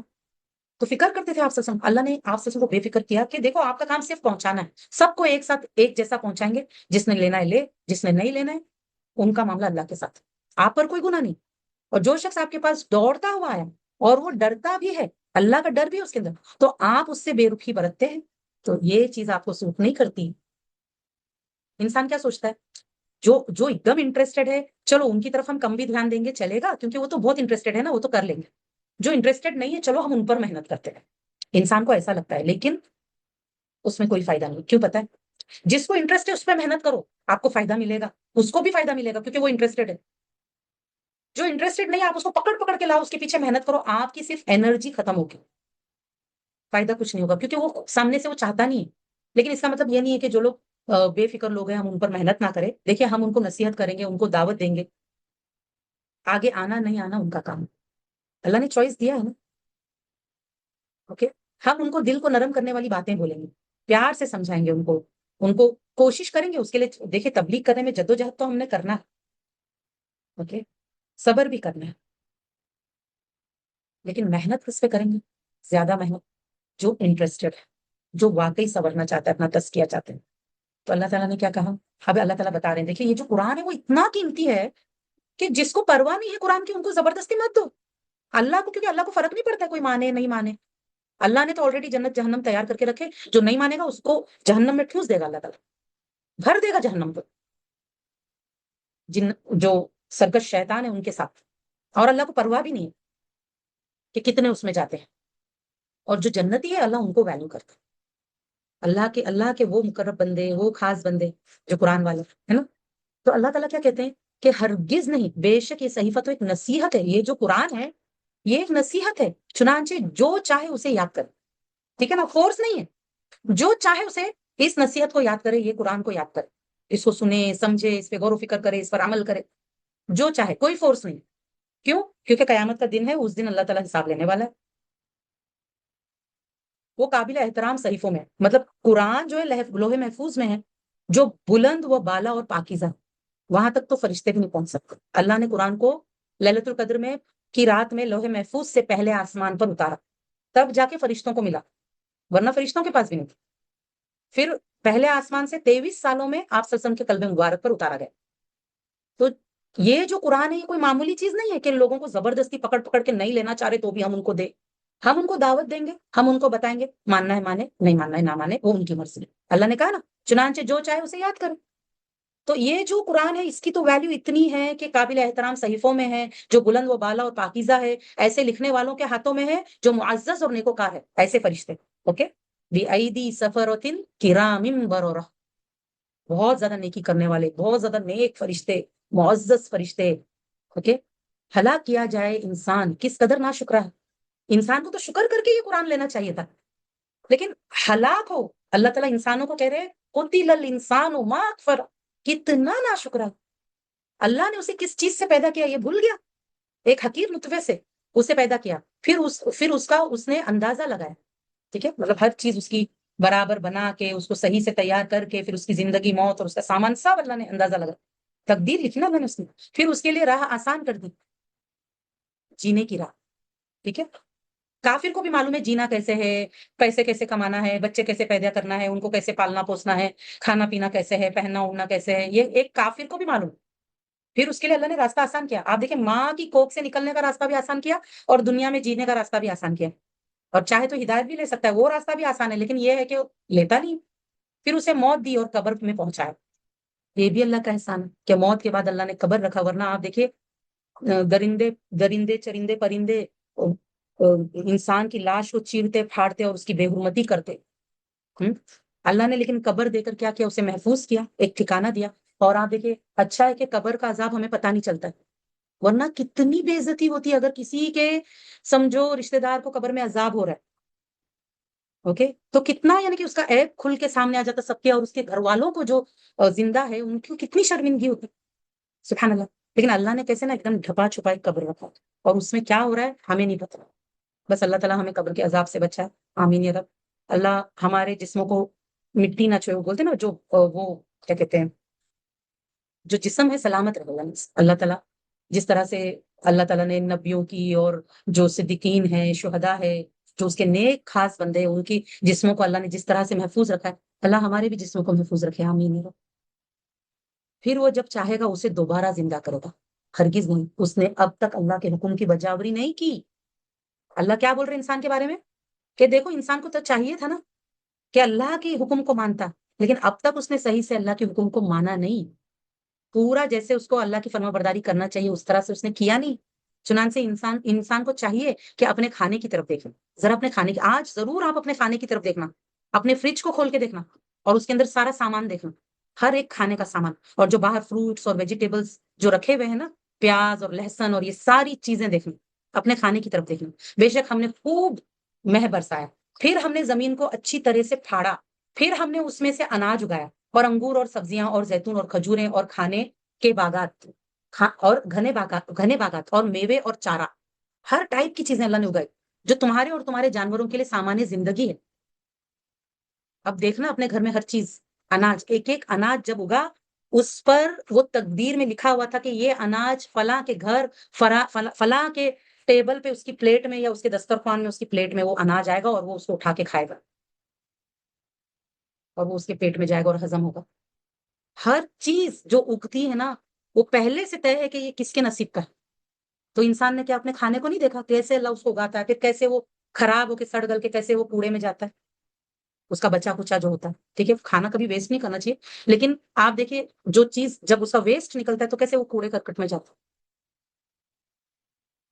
پھر جب کان بہرے کر دینے والی سخت آواز قیامت آئے گی.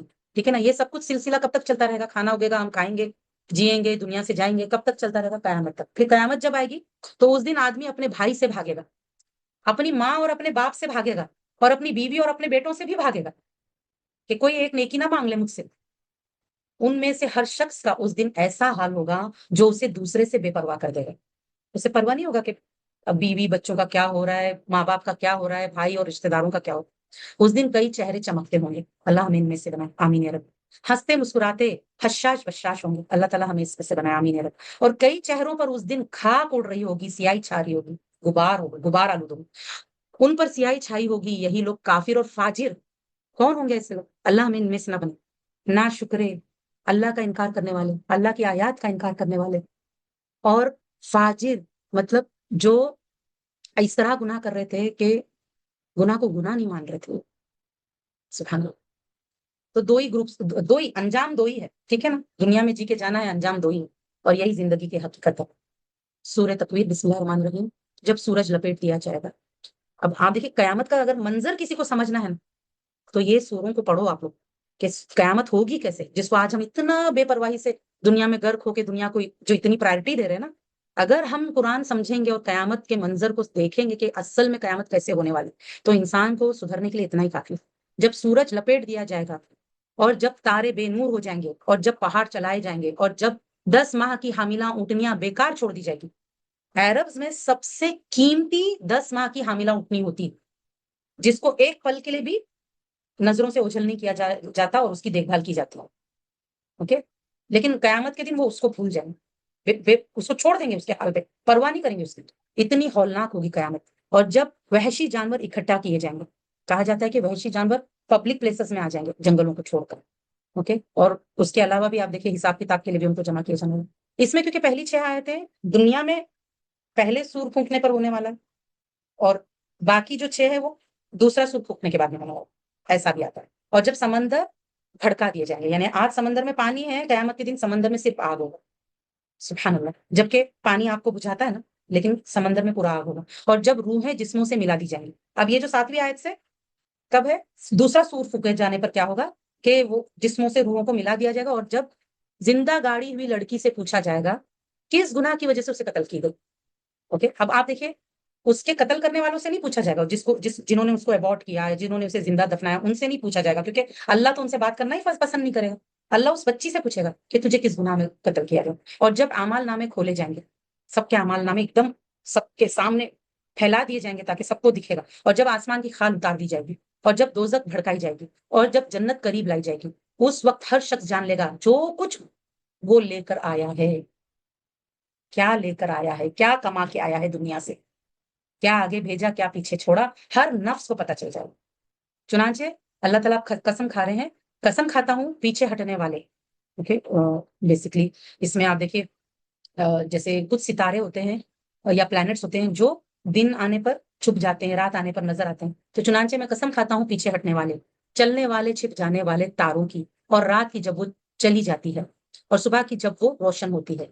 کہ اس کا تفسیر اگر آپ پڑھیں گے نا بہت خوبصورت ہے. لاسٹ ایئر ہمارے پاس رمضان میں 30 جز کا تفسیر ہوا تھا، ہاف پارے کا، اور اس کا حفظ کروایا گیا تھا. وہ بہت خوبصورت ہے. اگر کسی نے وہ کورس خریدنا ہے تو ضرور خریدنا.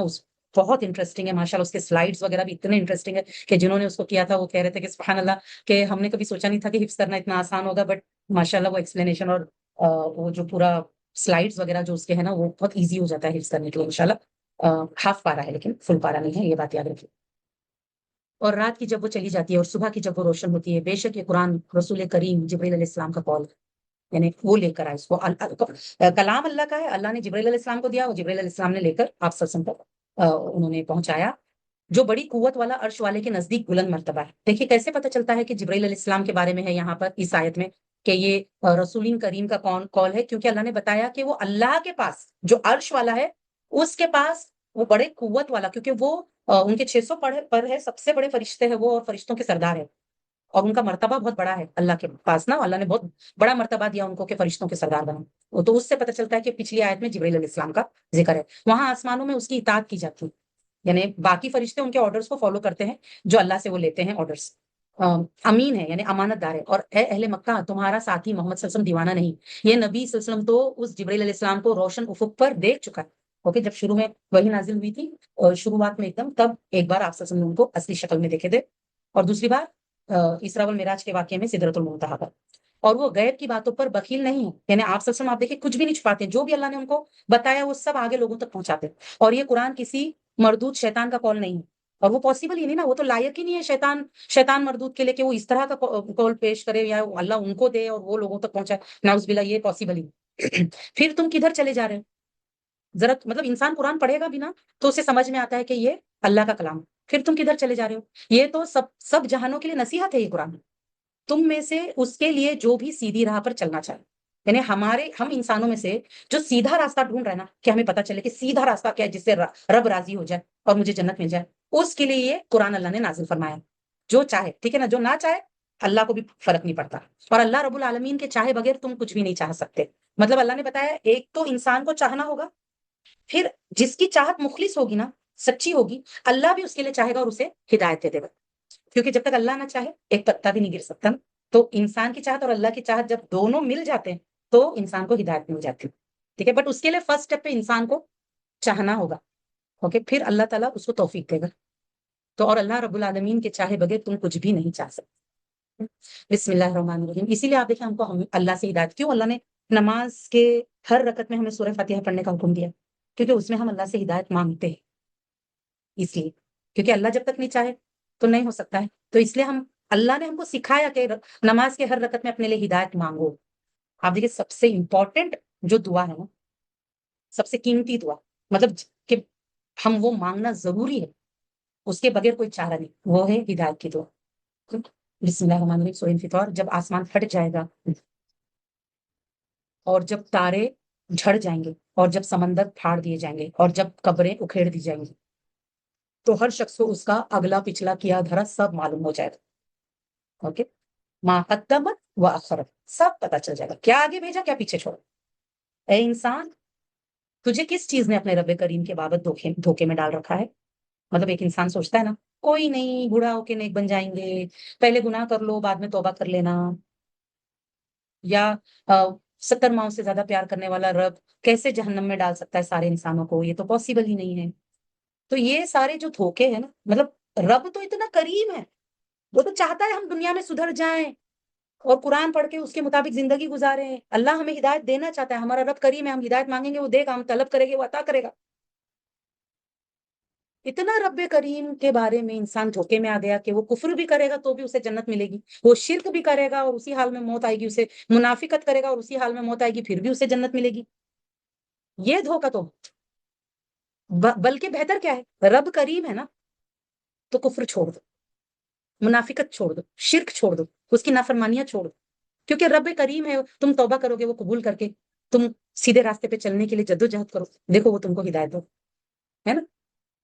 اے انسان تجھے کس چیز نے اپنے رب کریم کے بابت دھوکے میں ڈال رکھا ہے, جس نے تجھے پیدا کیا, پھر تجھے درست کیا, پھر تجھے معتدل بنایا, بیلنسڈ بنایا نا. یہ نہیں کہ ایک آنکھ چھوٹی ہے دوسری بڑی تو ایک ہاتھ چھوٹا دوسرا بڑا, ایسا سب نہیں بنایا نا, معتدل بنایا. اس نے جس صورت میں چاہا تجھے جوڑ دیا, ہے نا. یہ سب ہماری فٹنگز جو ہے یہ سب اللہ نے کی, اور اللہ نے ہماری صورت بنے.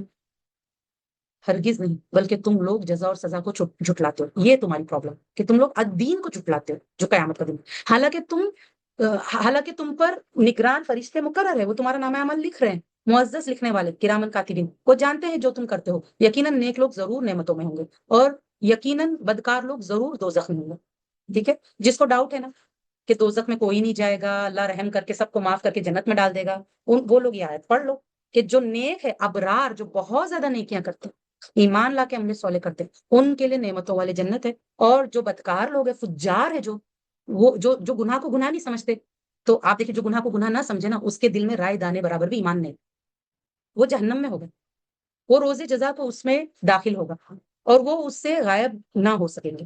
ٹھیک ہے نا، ایک پل کے لیے بھی جہنم سے ان کو ایبسنٹ نہیں کیا جائے گا، راحت نہیں ملے گی، غائب نہیں ہوں گے. اور آپ کو کیا خبر کہ روز جزا کیا ہے؟ پھر آپ کو کیا خبر کہ روز جزا کیا ہے؟ اس دن کوئی شخص کسی کے لیے کچھ بھی اختیار نہ رکھے گا، کوئی نفس کسی نفس کے کام نہیں آئے گا، اور اس دن حکم صرف اللہ کا ہوگا. سبحان اللہ، فیصلہ صرف اللہ کا ہوگا. تو جو لوگ اس خوشی میں جی رہے نا کہ شرک کر رہے اور سوچ رہے ہم فلاں کا دامن تھام کے تو ہم جنت پہنچ جائیں گے، ان کو چاہیے کہ قرآن سمجھے. بسم اللہ الرحمن الرحیم. ڈنڈی مارنے والوں کے لیے تباہی ہے. کون ہے ڈنڈی مارنے والے؟ جو حق مانگ مانگ کے لیتے ہیں لیکن حق دینے کے معاملے میں کوتاہی کرتے ہیں، ناپ تول میں کمی کرتے ہیں. ٹھیک ہے نا، بیوی تو ایک دم اچھی چاہیے کہ اٹھ بولے تو اٹھے، بیٹھ بولے تو بیٹھے. بچے ایک دم اچھے چاہیے کہ جو اس کے بولنے پر اس کی انگلیوں پہ ناچے. لیکن کیا وہ اپنی بیوی کو حق دے رہا ہے؟ اس کو پرواہ نہیں. کیا وہ اپنے بچوں کو حق دے رہا ہے؟ اس کی پرواہ. اسی طرح بیوی چاہتی ہے کہ شوہر اور وہ اکول رہے. اگر وہ برتن گھسے تو شوہر کپڑے دھو، ہے نا. لیکن کیا وہ بیوی جو چاہتی ہے کہ میرا شوہر مجھے رانی بنا کے رکھے، کیا وہ اپنے شوہر کو راجا محسوس کرواتی ہے؟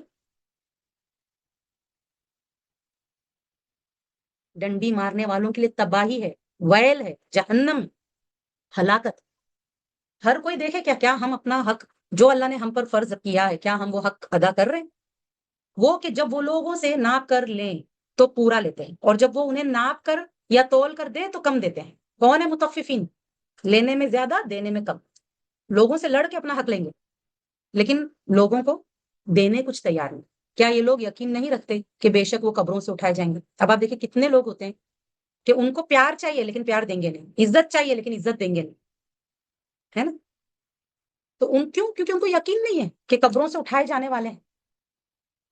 قیامت کا یقین نہیں، ایک عظیم دن کے لیے جس دن لوگ رب العالمین کے سامنے کھڑے ہوں گے. ہرگز نہیں، بے شک بدکاروں کا اعمال نامہ سجین میں. جو بدکار ہے جب وہ مرتا ہے نا تو اس کو اتنے خوفناک فرشتے اس کی روح قبض کرتے ہیں، مار مار کے روح قبض کرتے ہیں اس کو. جو ہے بہت ہی بری خبر سناتے ہیں کہ تیرا جو معاملہ ہے، تیرا رب سے راضی نہیں ہے اور تجھے جو ہے عذاب ہونے والا ہے. اور اس طرح سے اس کو مار مار کے نکالتے. پھر اس کو دوزخ میں بھی عذاب ہوتا ہے، پھر اس کے لیے آسمان کا دروازہ نہیں کھلتا، بدبودار کفن میں اس کو لپیٹا جاتا ہے، سارے فرشتے اس کو بدوا دیتے ہیں، اس بدبو سے پریشان ہو جاتے ہیں، اور پھر وہاں سے اس کو سجین میں پٹکا جاتا ہے. اور اس کے نامہ اعمال کا جو رجسٹر ہے اس کو سجین میں جگہ ہے جہاں پہ وہ رجسٹر یعنی کہ وہاں پہ سونپے جاتے ہیں. تو ہرگز نہیں، بے شک بدکاروں کا جو فجار کا جو نامہ اعمال ہے سجین میں. اور تمہیں کیا معلوم کہ وہ سجین کیا ہے؟ ایک کتاب ہے لکھی ہوئی، ہلاکت ہے اس دن جھٹلانے والوں کے. سجین کے بارے میں بہت سارے جو ہے تفسیر میں الگ الگ مفہوم آتے ہیں. تو ایک مفہوم تو یہیں پر دیا ہوا ہے کہ وہ ایک کتاب ہے، یعنی کہ فجار کی جو نامہ اعمال ہے وہ ہے، یا پھر جہاں پہ جہنمیوں کا نام لکھا جاتا ہے یہ وہ کتاب ہے جس میں ان کا نام لکھا جاتا ہے. یا تو وہ ان کا نامہ اعمال ہے یا تو خود وہ جہنمی ہے جس کو اس میں ڈال کر برزخ میں عذاب دیا جاتا. تو ہلاکت ہے اس دن جھٹلانے والوں کے لیے، وہ جو روز جزا کو جھٹلاتے ہیں اور اسے صرف ہر حد سے بڑا گنہگار جھٹلاتا ہے. کون جھٹلاتا ہے قیامت کے دن کو؟ کل معتد اثیم، جو مطلب لوگوں پہ ظلم کرنے والا، لوگوں پہ زیادتی کرنے والا اور بہت گنہگار، اللہ کی نافرمانیاں کرنے والا. جب اس پر ہماری آیتیں تلاوت کی جاتی ہے تو کہتا ہے یہ تو پہلے لوگوں کی کہانی ہے. ہرگز نہیں، بلکہ ان کے دلوں پر ان کے برے اعمال کے زنگ لگا دیا ہے. برے اعمال نے زنگ لگا دیا. کیوں ایسا بولتے ہیں؟ کیوں؟ دیکھیں جو قیامت کو نہیں مانتا وہ گناہ کرتے کرتے کرتے کرتے اس کا پورا دل کالا ہو جاتا ہے. جب پہلی بار گناہ کرتا ہے نا، ہر بچہ مسلمان پیدا ہوتا ہے نا، جب پہلی بار گناہ کرتا ہے تو دل پہ کالا نقطہ پڑتا ہے. اگر اس کو صاف نہیں کریں گے، دل کی صفائی نہیں کریں گے تو کیا ہوتا ہے؟ وہ کالا دھبا بڑھتا جاتا ہے. انسان گناہ پہ گناہ کر کے پورا دل کالا ہو جاتا ہے. تو جب پورے دل پہ زنگ لگ جاتا ہے تو اس کے بعد میں دل سخت ہو جاتا ہے، پھر اسے کچھ بھی سمجھ میں نہیں آتا. اسی لیے وہ جہنم رسید ہوتا ہے. اللہ کہتے ہیں ہرگز نہیں، بے شک اس روز وہ کافر اپنے رب کے دیدار سے یقیناً پردے میں رکھے جائیں گے.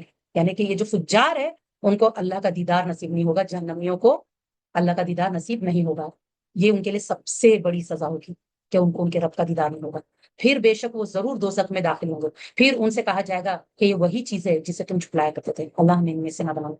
ہرگز نہیں، مطلب یہ جو ہرگز نہیں جو آ رہا ہے نا، کس لیے کہ کفار جیسا سوچ رہے ہیں نا کہ قیامت نہیں ہوگی، دوبارہ اٹھایا نہیں جائے گا، حساب کتاب نہیں ہوگا، اگر قیامت ہوئی تو بھی ہم جنت جائیں گے. ویسا نہیں ہونے والا ہے، بلکہ جو ہونے والا ہے وہ اللہ بتا رہے ہیں. بے شک نیک لوگوں کا اعمال نامہ یقیناً علیین میں ہوگا، کیونکہ ان کو بہت خوبصورت فرشتے بڑے پیار سے ان کی روح قبض کرتے ہیں، رب ان سے راضی ہے، یہ خوشخبری دیتے ہیں. برزخ میں بھی، قبر میں بھی انہیں کوئی عذاب نہیں ہوتا، وہاں پر بھی وہ 3 سوال کا آرام سے جواب دیتے ہیں. پھر ان کو کہا جاتا ہے کہ دلہن کی طرح سو جاؤ. ان کو جہنم کی کھڑکی کھول کے بتایا جاتا ہے کہ دیکھو اگر تم نافرمانی کرتے تو یہاں جاتے، لیکن کیونکہ تم نے اچھا کام کیا اس لیے جہنم کی کھڑکی بند، جنت کی کھڑکی کھولی جاتی ہے. بتایا جاتا ہے دیکھو وہ تمہارا گھر ہے، اور اس کو کہا جاتا ہے تم دلہن کی طرح سو جاؤ. سبحان اللہ. پھر قیامت کے روز دوبارہ عزت سے اٹھایا جائے گا، حشر کے میدان میں لے جایا جائے گا، نامہ اعمال سیدھے ہاتھ میں آئے گا، میزان پہ نیکیاں بھاری ہوں گی، پل صراط تیزی سے پار کرے گا. اللہ تعالیٰ پنڈلی سے جب جو پردہ ہٹائے گا تو سجدے میں گرے گا. یہ سب اس کے لیے جنت میں مہمانی ہوگی، ویلکم کیا جائے گا انشاءاللہ. اللہ ہمیں علیین میں سے بنائے، آمین یا رب. علیین وہ رجسٹر ہے جہاں پہ جنتیوں کا نام درج کیا جاتا ہے.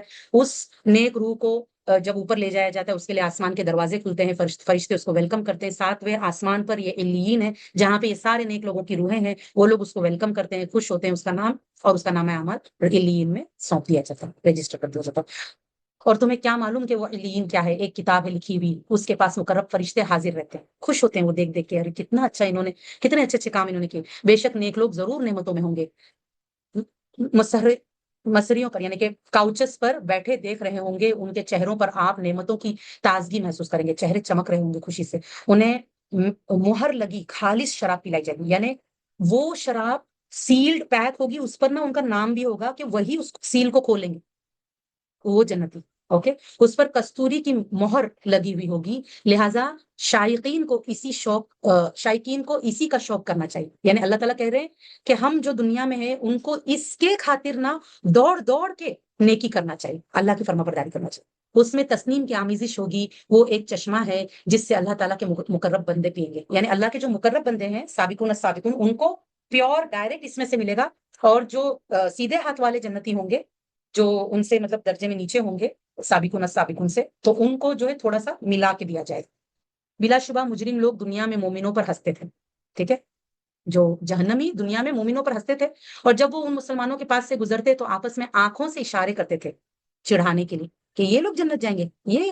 اور جب وہ اپنے اہل و عیال کی طرف لوٹتے تو دل لگی کرتے ہوئے لوٹتے تھے، مطلب مسلمانوں کا مذاق اڑاتے ہوئے، ان پہ ظلم زیادتی کرتے ہوئے، اور ایک دم بے پرواہ آخرت سے کہ ان کا کیا انجام ہوگا.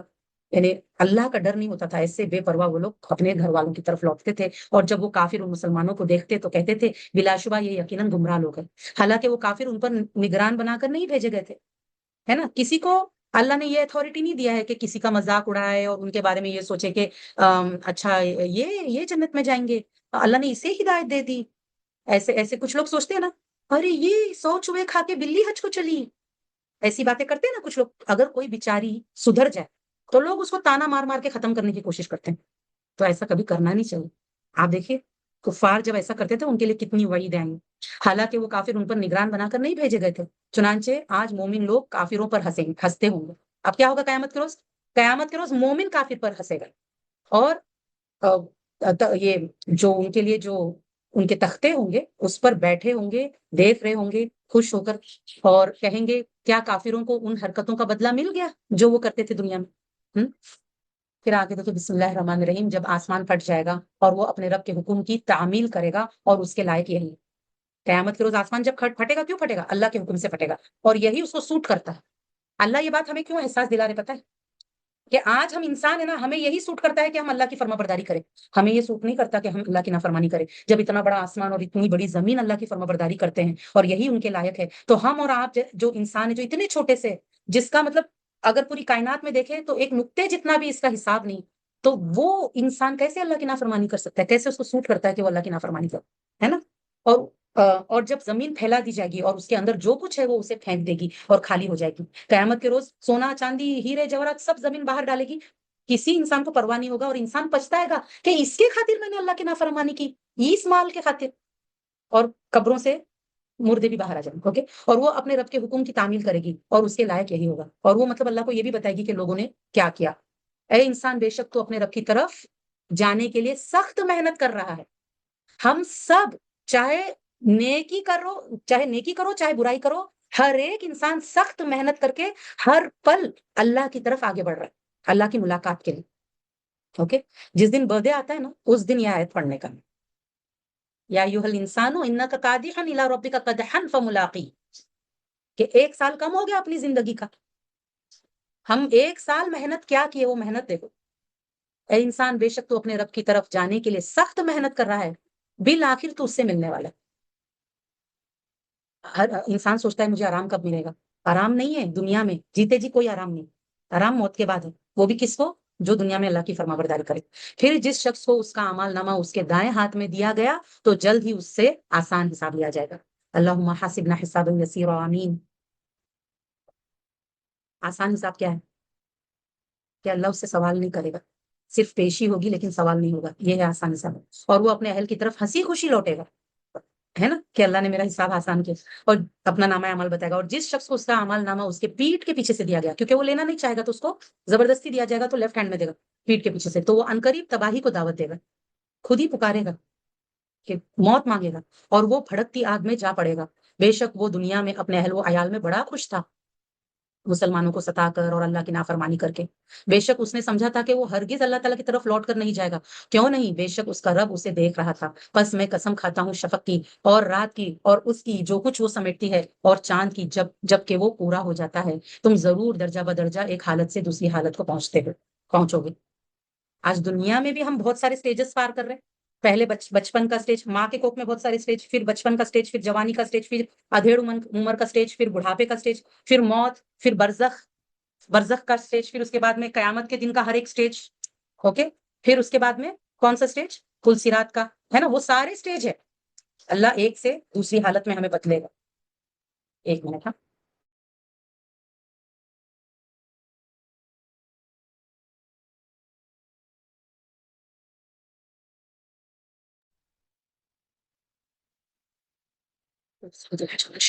جی.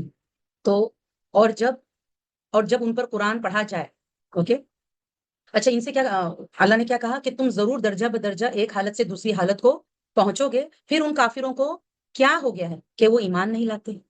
کافروں کو لگ رہا ہے کہ موت آخری سٹیج ہے, دنیا کی موت. اللہ بتا رہے دنیا کی موت آخری سٹیج نہیں ہے, اس کے بعد بہت سارے سٹیجز ہیں, برزخ, پھر قیامت, اور پھر اس کے بعد میں جنت جہنم. پھر ان کافروں کو کیا ہو گیا کہ وہ ایمان نہیں لاتے, اور جب ان پر قرآن پڑھا جائے تو سجدہ نہیں کرتے, بلکہ کافر تو الٹا جھٹلاتے ہیں, اور جو کچھ وہ سینوں میں محفوظ رکھتے ہیں اللہ تعالیٰ اسے خوب جانتا ہے. تو آپ انہیں دردناک عذاب کی خبر دے دیجیے, مگر جو لوگ ایمان لائے اور انہوں نے نیک عمل کیے ان کے لیے بے انتہا اجر. اللہ تعالیٰ ہمیں بے انتہا اجر, ایسا اجر جس کو مطلب منع نہیں کیا جائے گا, روکا نہیں جائے گا, اللہ ہمیں ان میں سے بنائے کہ جو یہ حاصل کرتے ہیں. آمین. انشاءاللہ کل سے سورہ بروج سے انشاءاللہ ہم سٹارٹ کریں گے. سورہ بروج مکی صورت ہے. بسم اللہ الرحمن الرحیم. اللہ سبحانہ تعالیٰ نے فرمایا, جس کا مفہوم یہ ہے کہ برجوں والے آسمان کی قسم, اور اس دن کی جس کا وعدہ کیا گیا ہے, یعنی یوم قیامت کی. اور برجوں والے آسمان, کیونکہ آسمان میں بہت زیادہ بڑے بڑے ستارے, اور حاضر ہونے والے کی اور حاضر کیے گئے کی. اس کے بارے میں کئی سارے مفہوم آتے ہیں کہ شاہد کون ہے اور مشہود کون ہے. تفسیر میں دیکھیں گے تو جیسے ایک مفہوم یہ آتا ہے کہ شاہد یعنی جمعہ کا دن, اور مشہود یعنی یوم عرفات کا دن, جو کہ 9 ذی الحجہ ہوتا ہے. اور اس کے علاوہ بھی کافی سارے اس کے مفہوم بیان کیے گئے ہیں. اور اللہ سبحانہ تعالیٰ ان ساری چیزوں کی قسم کھا رہے ہیں اور بتا رہے ہیں کہ ہلاک کیے گئے خندقوں والے. اب یہ خندقوں والے کون تھے, اس کے بارے میں حدیث کے مفہوم میں آتا ہے کہ پہلے کے دور میں, ٹھیک ہے, اس میں ایک راجا تھا یمن کا, جو کہ مشرک تھا, اور وہ جادوگروں سے کام لیا کرتا تھا. تو اس کے بارے میں آتا ہے کہ جب اس کا جو جادوگر ہے, جب وہ بوڑھا ہونے لگا اور انہیں محسوس ہوا کہ ابھی انہیں کوئی ایک ایسے شخص کی ضرورت ہے کہ جو وہ جادوگر جو کام کرتا تھا وہ کام کوئی اور نوجوان شخص سنبھالے. تو انہوں نے کیا کیا کہ اپنے پورے جو اس کی حکومت تھی, اس میں سے انہوں نے بہت سے نوجوان لوگوں کا امتحان لیا, اور اس میں سے سب سے بیسٹ جو لڑکا تھا، جو انٹیلیجنٹ بھی تھا اور ہر لحاظ سے یعنی کہ وہ اس عہدے کے لیے کیپیبل تھا، اس کو انہوں نے چنا اور اس لڑکے کو، نوجوان لڑکے کو اس جادوگر کے تحت ٹریننگ کے لیے چھوڑا۔ تو ہوا یوں کہ جب یہ لڑکا اپنے گھر سے نکلا جادوگر کے پاس جانے کے لیے تاکہ وہ اس سے ٹریننگ حاصل کر سکے، تو راستے میں ایک اللہ والے اس کو ملتے ہیں اور وہ اس لڑکے کو اللہ کے بارے میں بتاتے ہیں اور دین کے بارے میں بتاتے ہیں۔ تو یہ جو لڑکا ہوتا ہے وہ بہت امپریس ہوتا ہے ان کی باتوں سے۔ اب کیا ہوتا ہے کہ جب وہ روزانہ جب جادو سیکھنے کے لیے جادوگر کے پاس جاتا ہے تو راستے میں یہ بزرگ اس کو ملتے ہیں اور اسے دین کی باتیں سکھاتے ہیں، تو بہت اچھا لگتا ہے۔ لیکن ہوتا کیا تھا کہ اسے جادوگر کے پاس پہنچنے کے لیے دیر ہو جاتی تو وہاں پر اسے ڈانٹ پڑتی، پھر واپسی میں گھر پہنچنے کے لیے دیر ہو جاتی تو وہاں گھر والوں سے ڈانٹ پڑتی۔ تو اس نے بہانہ بنایا کہ جادوگر کے پاس جاتا تو کہتا گھر سے نکلنے میں دیر ہو گئی، اور گھر والوں کے پاس جاتا تو کہتا کہ جادوگر کے پاس سے آنے میں دیر ہو گئی۔ تو اس طرح سے وہ کیا ہوا کہ جادو کا علم بھی سیکھ رہا تھا اور وہ جو نیک بزرگ تھے ان سے دین کا علم بھی سیکھ رہا تھا۔ ایک دن ایسا ہوتا ہے کہ کوئی بہت ہی خونخوار جانور راستہ روکے ہوئے ہوتا ہے لوگوں کا، اور لوگ بہت پریشان ہوتے ہیں، بہت ڈرے ہوئے ہوتے ہیں۔ تو جب اس لڑکے کو یہ بات پتہ چلتی ہے تو وہ لڑکا وہ کیا کرتا ہے کہ ایک پتھر اٹھاتا ہے اور کہتا ہے کہ مطلب اگر وہ جو بزرگ، جو نیک بزرگ ہے، اگر ان کی بات صحیح ہے تو میں اللہ کا نام لے کر یہ پتھر مار رہا ہوں تاکہ تو یہ جانور ہلاک ہو جائے۔ اور ایسا ہی ہوتا ہے، جب وہ پتھر مارتا ہے تو وہ جانور ہلاک ہو جاتا ہے، اور اس سے اس لڑکے کا یقین یعنی 100% ہو جاتا ہے کہ وہ جو نیک بزرگ ہے جو اللہ کے بارے میں بتا رہے ہیں، اللہ کے دین کے بارے میں بتا رہے ہیں، وہ ایک دم صحیح بتا رہے ہیں۔ تو اس کا یعنی کہ بیسکلی یہ لڑکا اب کیا ایمان والا ہو چکا ہے۔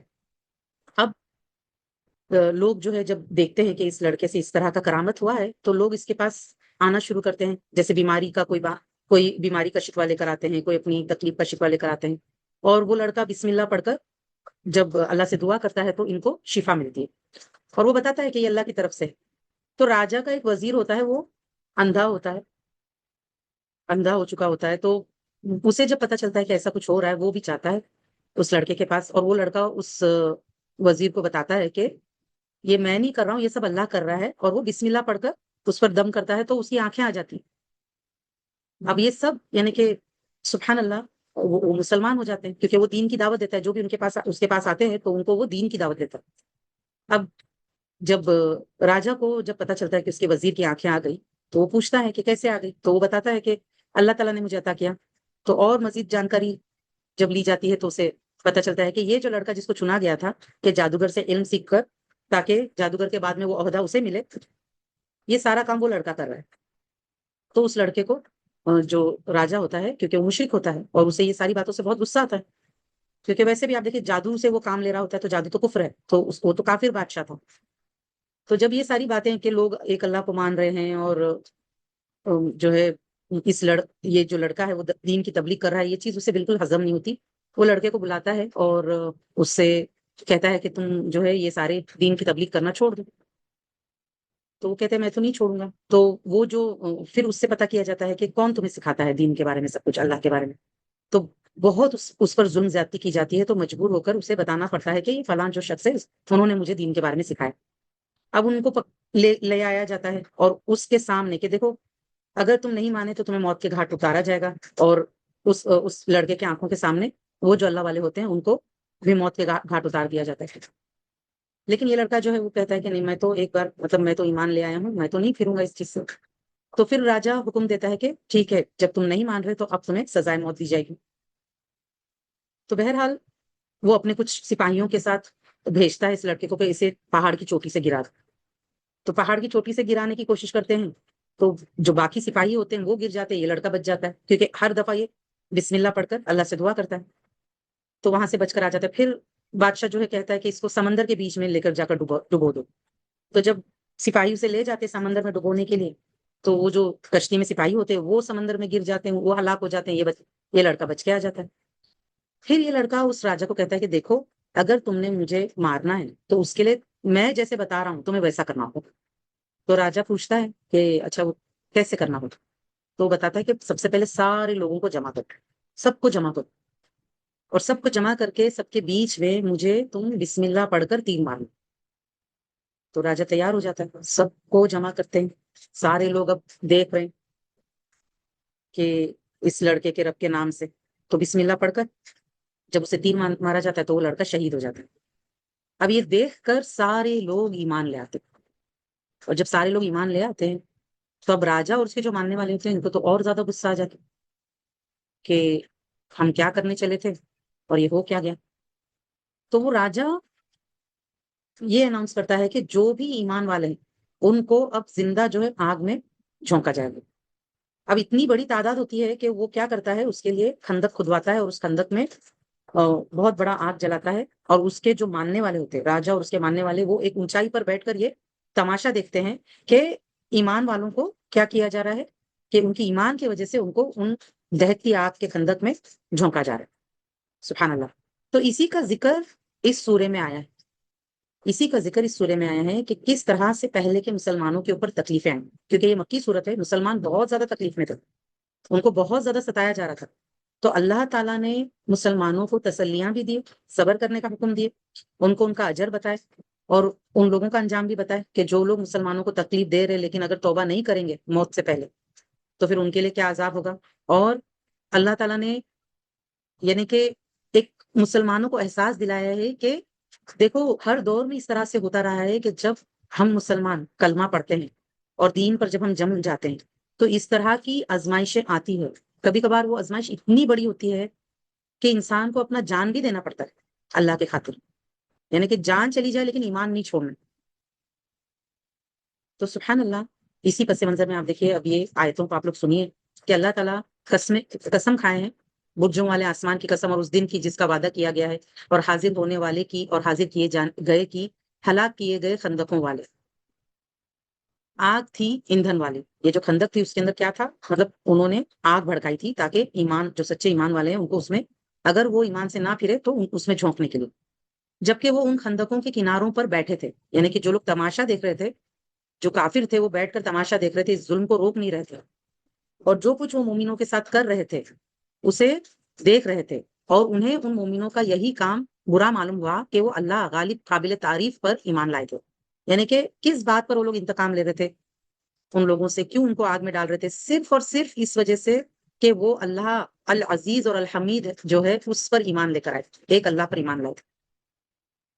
تو اللہ تعالیٰ تو العزیز ہے، اللہ چاہتا تو وہ چیز جو ہو رہی تھی اللہ روک سکتا تھا، اللہ تعالیٰ ایمان والوں کی اس وقت مدد کر کے ان کو شہید ہونے نہ دیتا اور سارے کافروں کو جو ہے اسی وقت عذاب میں مبتلا کرتا اور ایمان والوں کو نجات دے دیتا، اللہ چاہتا تو وہ چیز کر سکتا تھا، لیکن آپ دیکھیں اس وقت اللہ تعالیٰ نے وہ چیز کہ کافر ظلم کر رہے ہیں مسلمانوں پر اور مسلمان شہید ہو رہے ہیں، اللہ نے اس کو ہونے دیا۔ اس میں اللہ کی حکمت ہوتی ہے کہ اللہ تعالیٰ ایمان والوں کے لیے، آپ دیکھیں ایمان والوں کے لیے ہر حال میں خیر، ہر حال میں ایمان والوں کے لیے، چاہے ان کو کتنی بڑی بھی تکلیف آئے دنیا میں، لیکن کیونکہ ان کے اندر ایمان ہے اللہ پر، سچا ایمان، تو اس میں بھی انہیں اجر مل رہا ہے، ان کے صبر پر انہیں اجر مل رہا ہے، جنت کے اونچے اونچے درجات مل رہے ہیں۔ اور جو لوگ ایمان والوں پہ ظلم کر رہے ہیں، اب ان کا معاملہ تو ایسا ہے، اگر وہ سچی توبہ کرتے ہیں تو اللہ انہیں بھی معاف کر دے گا، لیکن اگر وہ توبہ نہیں کرتے تو ان کے لیے بہت بڑا عذاب اللہ نے تیار کر کے رکھا ہے۔ تو اللہ تعالیٰ تو زبردست ہے، اللہ تعالیٰ چاہے تو اینی ٹائم کسی قوم پر عذاب بھیج سکتا ہے، اینی ٹائم کسی قوم کو کسی کام سے زبردستی روک سکتا ہے، کیونکہ اللہ غلبے والا ہے، ساری عزت اللہ کی ہے، اللہ کو کوئی منع نہیں کر سکتا، کوئی روک نہیں سکتا، اللہ جسے چاہے ہدایت دے، جسے چاہے نہ دے۔ اب آپ دیکھیے وہ لڑکے کا جو واقعہ ہوا، تو اس واقعے میں اس لڑکے کو شہید ہوتا ہوا دیکھ کتنے لوگ ایمان لے آئے، لیکن انہی میں سے کچھ لوگ تھے جو بیٹھ کر تماشا دیکھ رہے تھے لیکن ایمان نہیں لے کر آئے۔ وہ اللہ جس کو چاہے ہدایت دے، جس کو چاہے نہ دے، اور اگر اللہ کی کوئی عبادت کرے یا نہ کرے، اللہ تو اپنے آپ میں تعریف والا ہے، اللہ اکیلا ہی اس لائق ہے کہ اس کی تمام شکر اور تعریف صرف اور صرف اسی کے لیے، اب کوئی مانے یا نہ مانے۔ تو جب کوئی ایک ایمان والا اللہ پر ایمان لاتا ہے کہ وہ العزیز اور الحمید ہے اور اس وجہ سے اسے شہید کیا جاتا ہے، تو اس کے لیے تو ڈائریکٹ جنت ہے۔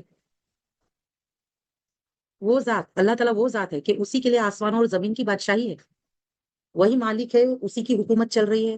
اگر کسی کو تھوڑی سی حکومت ملی ہے اس وجہ سے وہ مسلمانوں پر اگر ظلم کر رہے ہیں تو اس کا مطلب یہ نہیں ہے کہ اللہ تعالیٰ کے کنٹرول میں وہ نہیں ہے، ایسا نہیں ہے۔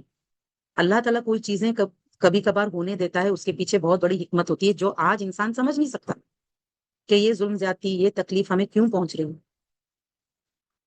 لیکن اس کے بدلے اللہ تعالیٰ ایمان والوں کو جو اجر دیتا ہے اس پر ہمیں ایمان والوں کو یقین ہونا چاہیے، اور اللہ کے بارے میں حسن ظن ہونا چاہیے کہ اللہ ہمارا جو بھی کرے گا، اللہ اگر ایک کانٹا بھی ہمیں چبھے گا، اس میں ہونے والے درد پر جب ہم صبر کریں گے تو اس کے بدلے بھی اللہ تعالیٰ ہمارے گناہ معاف کرتے ہیں اور ہمارے درجات بلند کرتے ہیں۔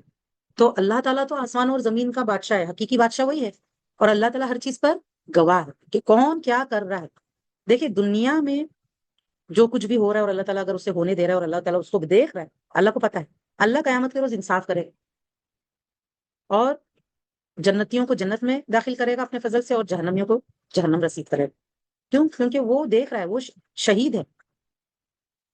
بے شک جنہوں نے مومن مردوں اور مومن عورتوں کو ستایا پھر توبہ نہ کی، اب اس میں اللہ کی رحمت بھی سمجھ میں آتی ہے کہ آپ دیکھیں مومن مردوں اور مومن عورتوں کو ستانا، ان کو شہید کرنا، ٹارچر کرنا، یہ اتنا بڑا گناہ ہے اللہ کے نزدیک، لیکن اس کے باوجود اللہ کیونکہ رحمان ہے نا، اللہ تعالیٰ اپنے بندوں پر ایسا رحم کرتا ہے کہ اتنا بڑا گناہ کرنے والوں کو بھی موقع دیتا ہے کہ اگر تم توبہ کر لو تو میں تمہیں معاف کر دوں۔ تو ہم اور آپ سوچیے، ہم کچھ بھی گناہ کرتے ہیں تو پھر ہم کو ایسے شیطان وسوسہ ڈالتا ہے کہ اب جو ہے پتہ نہیں اللہ مجھے معاف کرے گا یا نہیں۔ اللہ تو شرک جو سب سے بڑا گناہ ہے، اللہ تو سچی توبہ کرنے پر اس کو بھی معاف کر دیتا۔ اللہ تو یہاں پہ آپ دیکھیں مومن مردوں اور مومن عورتوں کو ستانے والوں کو بھی توبہ کی دعوت دی کہ اگر توبہ کر لے تو ان کو بھی معاف کر دے۔ لیکن اگر کوئی توبہ نہیں کرتا، اور آپ دیکھیں توبہ بھی انسان اللہ کی توفیق سے ہی کرتا ہے نا، کہ انسان کے اندر ڈیزائر ہونی چاہیے، چاہت ہونی چاہیے کہ میں توبہ کروں، اور پھر اللہ تعالیٰ بھی اس کے لیے چاہنا چاہیے، اسے توفیق دینا چاہیے، اور تب جا کے توبہ قبول ہوتی ہے، جو اگر کوئی سچی توبہ کرے تو اللہ تعالیٰ بتاتے ہیں کہ بے شک جنہوں نے مومن مردوں اور مومن عورتوں کو ستایا پھر توبہ نہ کی، جیسے آپ دیکھیں فرعون، ابو جہل اور کیدار بن سالف، اس طرح کے جتنے بھی لوگ جن کے بارے میں پکا ہو چکا کہ وہ تو جہنمی رسید ہوں گے، ان کو تو توبہ کی توفیق نہیں ملا۔ آپ دیکھیں آپ صلی اللہ علیہ وسلم کے چچا، انہوں نے تو آپ صلی اللہ علیہ وسلم کو پوری زندگی سپورٹ کیا، لیکن ان کو بھی توبہ کی توفیق نہیں ملی، وہ بھی کلمہ نہیں پڑے۔ تو اللہ تعالیٰ یہاں پہ بتا رہے ہیں کہ مومن مردوں مومن عورتوں کو ستانے کے باوجود اگر کوئی توبہ کر لیتا ہے جیتے جی تو اللہ اس کو معاف کر دے گا، لیکن اگر توبہ نہ کرے تو ان کے لیے جہنم کا عذاب ہے اور ان کے لیے جلانے والا عذاب ہے۔ اب آپ دیکھیں حضرت خالد بن ولید رضی اللہ عنہ جب وہ کافر تھے تو غزوہ احد کے موقع پر ان کی جو وار اسٹریٹجی تھی اس کے وجہ سے جب وہ پلٹ کر آ کے مسلمانوں پر حملہ کرتے ہیں تو کہیں نہ کہیں وہ ایک بہت بڑا مطلب وجہ تھے کہ غزوہ احد کے موقع پر کہ وہ پلٹ کر آئے اور انہوں نے جب مسلمانوں پہ دوبارہ حملہ کیا تو 70 صحابہ شہید ہوئے، سبحان اللہ۔ بعد میں وہ مسلمان ہوئے، اور جب وہ مسلمان ہوئے تو اپنے موت تک وہ اللہ کے راستے میں جہاد کرتے رہے، اور ان کے جسم کا ایک حصہ بھی ایسا نہیں تھا کہ جہاں پر اللہ کے راستے میں انہوں نے زخم نہ کھائے۔ اتنے اچھے وہ مسلمان ثابت ہوئے کہ اللہ تعالیٰ نے ان کو ٹائٹل دیا، اللہ کی طرف سے یہ ٹائٹل ان کو ملا کہ نبی صلی اللہ علیہ وسلم نے بتایا کہ اب جو تلوار ہے سیف اللہ کے ہاتھ میں ہے، یعنی اللہ کی تلوار قرار دیا گیا ان کو، سبحان اللہ۔ حالانکہ اس سے پہلے مسلمان ہونے سے پہلے وہ مسلمانوں کے اتنے کٹر دشمن تھے کہ وہ کوئی موقع ہاتھ سے جانے نہیں دیتے تھے کہ مسلمانوں پہ حملہ کرنے۔ لیکن آپ دیکھیے بعد میں جب انہوں نے سچی توبہ کی، اور فتح مکہ سے پہلے ہی انہوں نے توبہ کر کے مسلمان ہو گئے تھے الحمدللہ۔ تو آج ان کی مثال ہے ہمارے، اور ایسے کئی سارے صحابہ ہیں جن کی مثال ہے کہ انہوں نے توبہ کر کے مسلمان ہوئے۔ جب خود عمر رضی اللہ عنہ جب وہ مسلمان نہیں ہوئے تھے تو وہ اپنی لونڈی کو اتنا مارتے تھے کیونکہ وہ مسلمان ہو گئی تھی، تو مار مار کے تھک جاتے تھے، تھک کے بیٹھ جاتے تھے۔ اور عمر رضی اللہ عنہ کا مارنا، وہ کشتی کے ماہر اور بہت ان کی پرسنالٹی زبردست تھی۔ تو آپ سوچو اتنا ہٹا کھٹا انسان عمر رضی اللہ عنہ اپنی لونڈی کو اس وجہ سے مارتے تھے کہ وہ مسلمان ہو گئی، اور اتنا مارتے تھے کہ تھک ہار کے بیٹھ جاتا تھا۔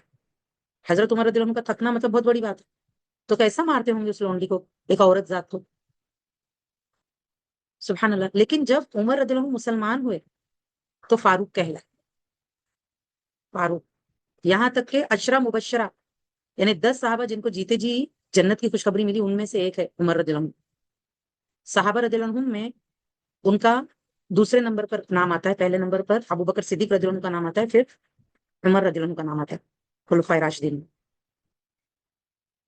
تو آپ دیکھیں اگر ایک انسان توبہ کر لے تو اللہ تعالیٰ کس طرح سچی توبہ سے ان پر مہربان ہوتا ہے. لیکن اگر کوئی توبہ نہ کرے، اب ابو جہل ہے، ابو لہب ہے، ابو لہب کی بیوی ہے، آپ دیکھو انہوں نے توبہ نہیں کی تو ان کا انجام کیا ہوا.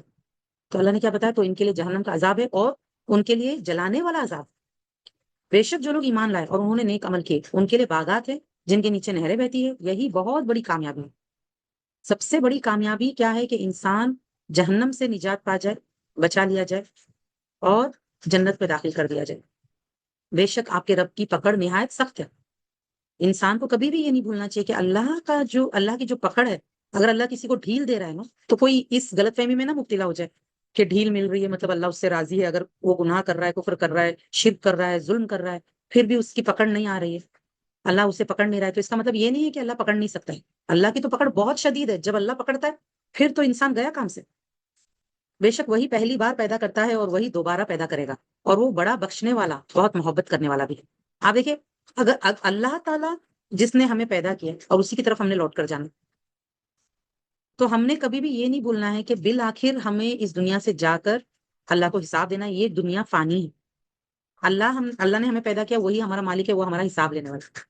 اور ہمارا جو رب ہے نا وہ الغفور الودود ہے. اگر ہم سچی توبہ کریں گے اور گڑ گڑا کر اس کے پاس پلٹ کر لوٹ کر جائیں گے، اپنی اصلاح کریں گے، اپنی تزکیہ کریں گے اور اس سے معافیا مانگیں گے، تو اسے بہت محبت کرنے والا پائیں گے، کیونکہ وہ بہت محبت کرتا ہے اور الغفور اور الودود ہے. اس وجہ سے تو اس نے قرآن نازل فرمایا، نبی صلی اللہ علیہ وسلم کو بھیجا تاکہ ہم سب اللہ تعالیٰ کا راستہ اپنا لیں، دین اسلام کو اپنا لیں. وہ عرش کا مالک ہے. آپ دیکھیں ہم تو کچھ بھی نہیں عرش کے آگے، ہمارا تو ایک نقطے کا بھی سائز نہیں. مخلوق میں سب سے بڑی مخلوق عرش ہے، اس کا مالک ہے، وہ ہر چیز کا مالک ہے. لیکن عرش جو ہے ساری مخلوق کی چھت ہے، جنت الفردوس کی بھی چھت ہے. اور اتنا بڑا ہے کہ اس کے بارے میں کیا آتا ہے کہ قیامت کے روز 8 فرشتے اس کو اٹھائے ہوئے آئیں گے حشر میں. اور جو فی الحال 4 فرشتے اس کو اٹھائے ہوئے ہیں. اور اتنی بڑی وہ مخلوق ہے اللہ کی کہ اس سے یہ سب سے بڑی مخلوق ہے اور یہ مخلوق کی چھت ہے. اور اس کے آگے اللہ کی جو کرسی ہے عرش کے آگے ایسی ہے جیسے ریگستان میں ایک رنگ جو ہوتا ہے، ہم ہاتھ میں جو رنگ پہنتے ہیں فنگر رنگ، عرش کے آگے اللہ کی کرسی کا سائز کیسا ہے کہ جیسے ریگستان میں ایک چھلا. اور اللہ کی کرسی کے آگے زمین اور آسمان کا سائز ایسا ہے جیسے کہ ریگستان میں چھلا. تو ہم تو امیجن نہیں کر سکتے، فیتھوم نہیں کر سکتے کہ عرش اللہ کی کتنی بڑی مخلوق ہے. اللہ اس کا مالک ہے، اس کو سنبھالے ہوئے، اس کو قائم رکھے ہوئے. اور وہ اللہ تعالیٰ بہت اونچی شان والا، المجید، جو چاہے کر گزرتا ہے. اب آپ دیکھیں، اللہ چاہے تو مسلمانوں کو نجات دے، اللہ چاہے تو مسلمانوں کو شہادت دے. اللہ کی مرضی. اللہ چاہے تو کسی کافر کو ڈھیل دے اور بعد میں اس کی پکڑ کرے، اللہ چاہے تو اس کی فوراً پکڑ کرے، اللہ چاہے تو کسی کو ہدایت دے، اللہ چاہے تو کسی کو ہدایت نہ دے. وہ جو چاہے کر گزرتا ہے، اس کو کوئی منع نہیں کر سکتا، روک نہیں سکتا، اس سے کوئی پوچھ نہیں سکتا کہ آپ یہ کیوں کر. سوال خالق سے نہیں، سوال مخلوق سے ہوگا کہ وہ کیا کر کے آئے. خالق تو عدل اور انصاف والا، جو چاہتا ہے کرتا ہے، لیکن حکمت کے ساتھ کرتا ہے، کبھی کسی پہ ظلم نہیں کرتا. اس نے اپنے اوپر ظلم کو حرام کرا دیا. وہ غضبناک ہوتا ہے لیکن اس کی رحمت اس کے غضب پر حاوی ہے. تو اللہ تعالیٰ پوچھتے ہیں کیا آپ کے پاس لشکروں کی خبر پہنچی، یعنی فرعون اور سمود کی. یہ فرعون اور سمود ان کے بہت بڑے بڑے لشکر تھے، اور عاد کے پاس بھی. تو فرعون اور سمود، بلکہ آپ دیکھیں جب ان کو فرعون کے پیرامڈز ابھی بھی ہیں، فرعون کی تو لاش ابھی بھی، اور سمود جو ہے آپ دیکھیں ان کے جو گھر ہے ابھی بھی پتھروں میں تراشے ہوئے گھر ابھی بھی موجود ہے. جب کفار مکہ جاتے تھے شام کی طرف تو وہ گھر، ویران گھر دیکھتے تھے اور ان کو پتا تھا کہ یہاں پہ عذاب اترا تھا پہلے کے زمانے میں. بلکہ کافر تو جھٹلانے میں لگے ہوئے. اصل کیا بات ہے کہ وہ آپ صلی اللہ علیہ وسلم کو جھٹلا رہے ہیں اور اللہ کی آیات کو جھٹلا رہے ہیں، قرآن کو جھٹلا رہے ہیں، اور اللہ ہر طرف سے انہیں گھیرے ہوئے. یہ نہیں سمجھ رہے ہوئے، وہ سمجھ رہے ان کی ڈھیل کو وہ سمجھ رہے کہ وہ صحیح ہے، حالانکہ اللہ ان کو گھیرے ہوئے. بس اتنا ہے کہ اللہ فوراً ان کو پکڑ نہیں رہا تھا، ان کو موقع دے رہا تھا کہ وہ سدھر جائے. اللہ اپنے علم کے اعتبار سے اور اپنی قدرت کے اعتبار سے ساری مخلوق کو گھیرے ہوئے. بلکہ یہ قرآن اونچی شان والا ہے. اب آپ دیکھیں وہ لوگ قرآن کو عزت نہیں دے رہے تھے، اس کو مان نہیں رہے تھے، کیونکہ سارا جھگڑا شروع ہی ہوا قرآن کے نازل ہونے کے بعد سے. کہ جب قرآن نازل ہوا تو آپ صلی اللہ علیہ وسلم نے لوگوں کو قرآن اللہ کے حکم سے پہنچانے لگے، تب سے جھگڑا شروع ہوا. ورنہ اس سے پہلے کوئی جھگڑا نہیں تھا. اس سے پہلے تو وہ آپ صلی اللہ علیہ وسلم کو صادق اور امین بلاتے تھے، اتنا پیار کرتے تھے، اتنی عزت دیتے تھے، اتنا خوش رہتے تھے آپ صلی اللہ علیہ وسلم کے ساتھ. لیکن جب آپ صلی اللہ علیہ وسلم نے قرآن کی تبلیغ کرنا شروع کیے تو تب سے لوگوں کو آپ صلی اللہ علیہ وسلم سے پرابلم ہو گیا. اور قرآن کے بارے میں الگ الگ وہ لوگ باتیں کرنے لگے اور نبی صلی اللہ علیہ وسلم کو جھٹلانے اور قرآن کو جھٹلانے لگے. تو اللہ تعالیٰ بتا رہے ہیں دیکھیے بلکہ یہ جو قرآن ہے یہ تو اونچی شان والا لوح محفوظ میں لکھا ہوا. ابھی یہ تو نہیں بدلے گا. بدلنا انسان کو ہے اس کے مطابق.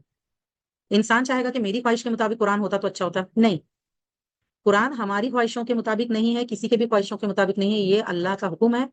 جس نے مانا وہ کامیاب ہو گیا, جس نے نہیں مانا وہ ناکام ہو. دو ہی فیصلے بس. اور اس کو ماننے کا مطلب کیا ہے کہ یہ یقین کرنا کہ یہ اللہ کا کلام ہے, اس کی عظمت ہمارے دل میں ہو, اس کو صحیح سے ہم پڑھے, غور و فکر اس پر کرے, اس کا معنی مفہوم سمجھنا ہے اور اس پر عمل کرنا ہے, اس پر عمل کی نیت سے اس کو سننا ہے اور اس کو لوگوں تک پہنچانا. یہ ہماری ذمہ داری, یہ فرض ہے ہم پر قرآن کے معاملے میں, یہ حق ہے قرآن کا. ٹھیک ہے, تو اب کیا ہے, جو قرآن کو جب لوگ مانیں گے تو تکلیف تو آئے گی. جب صحابہ نے قرآن کو مانا تو صحابہ کو فوراً ہی ایسا نہیں تھا کہ ریڈ کارپٹ ڈال کے اس پر پھول بچھا کر ان کو ویلکم کیا گیا, ایسا نہیں تھا. جیسے ہی قرآن کو مانے, ایک اللہ کو مانے, شرک چھوڑ دیا, تو لوگ ان پر ظلم زیادتی کرنے لگے اور انہوں نے صبر کیا. سارے صحابہ نے صبر کیا, آپ صلی اللہ علیہ وسلم نے بھی صبر کیا. تو اللہ تعالیٰ نے آپ دیکھیں 23 سالوں کے اندر مسلمانوں کو اتنی عزت دی کہ اسلام پورے عالم پر چھا گیا ہے نا, اللہ نے اس کو غالب کر دیا. اب سورہ طارق, بسم اللہ الرحمن الرحیم, قسم ہے آسمان کی اور رات کو آنے والے کی. اوکے, اب آپ دیکھیں ویسے تو ستارہ رات کو آتا ہے, اور رات کو اگر کوئی آئے نا, اگر کوئی دروازے پر بھی رات کو آئے اچانک اور ٹھک ٹھک آئے, تو جو گھر کے اندر لوگ ہوتے ہیں وہ ڈر جاتے ہیں, اس وقت کون آ گئے ہے نا. تو قسم ہے آسمانوں کی اور رات کو آنے والے کی, اور آپ کو کیا معلوم کہ وہ رات کو آنے والا کیا ہے, وہ چمکتا ہوا ستارہ ہے. اب آپ دیکھیں اللہ تعالیٰ خود ہی بتا رہے ہیں کہ الطارق کیا ہے. کوئی جان ایسی نہیں جس پر کوئی نگہبان نہ ہو, یعنی ہر ایک شخص کے ساتھ اس کے کرامن کاتبین لگے ہوئے ہیں جو اس کی حفاظت بھی کرتے ہیں, اس کے نامہ اعمال تیار کرتے ہیں. اوکے, اللہ کے حکم سے. چنانچہ انسان کو دیکھنا چاہیے کہ وہ کس چیز سے پیدا کیا گیا, کیونکہ انسان جو اللہ کے آگے اس کی نافرمانی کرنے کی جرت کرتا ہے, اس کو نہ ماننے کی یا اس کی نہ ماننے کی جرت کرتا ہے, یا اس کے بارے میں دین کے بارے میں جو جھگڑا کرتا ہے, تو انسان کو تو پہلے سب سے پہلے اپنے آپ کو دیکھنا چاہیے. کیا ہم تو قابل ذکر نہیں تھے, کس نے پیدا کیا ہم کو؟ اللہ نے نا. تو کیسے ہو سکتا ہے کہ اللہ کو نہ مانے انسان؟ اور وہ اچھلنے والے پانی سے پیدا کیا ہے گیا ہے جو پیٹ اور سینے کے ہڈیوں کے درمیان سے نکلتا ہے. اور آپ دیکھیں اس وقت سائنس نہیں تھا یہ بتانے کے لیے کہ یہ پانی کہاں سے نکلتا ہے جس سے پھر انسان کو اللہ تعالیٰ پیدا کرتا ہے. بے شک وہ اللہ تعالیٰ اسے دوبارہ پیدا کرنے پر یقیناً قادر ہے. جو لوگ اس بات پر جھگڑا کر رہے ہیں کہ انہیں لگ رہا ہے امپاسبل ہے کہ اللہ دوبارہ زندہ کرے, ان کو اپنی پیدائش کی طرف دیکھنا چاہیے کہ عدم سے وجود میں تو اللہ نہیں لایا, تو دوبارہ کیوں نہیں پیدا کر سکتا اللہ؟ جس دن راز ظاہر کر دیے جائیں گے, اوکے, کہ ہم جو بھی کر کے آئے ہیں دنیا میں, اب ہمیں بھی نہیں پتا نا کہ ہمیں ہمارے کتنی نیکیاں ہیں, کتنے گناہ ہیں.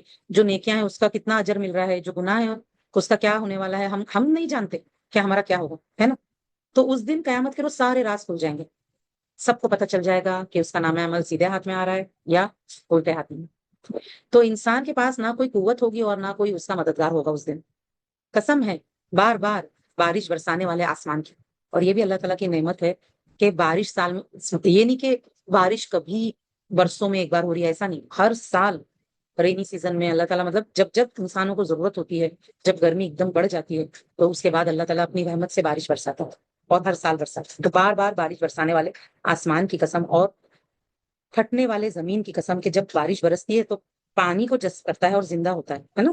اور جب پودا باہر نکلتا ہے تو بیج پھٹ کر, بیج آپ دیکھیے اتنا کومل سا جو پودا نکلتا ہے, حیرت ہوتی ہے کہ کیسے وہ زمین کو پھاڑتا ہے.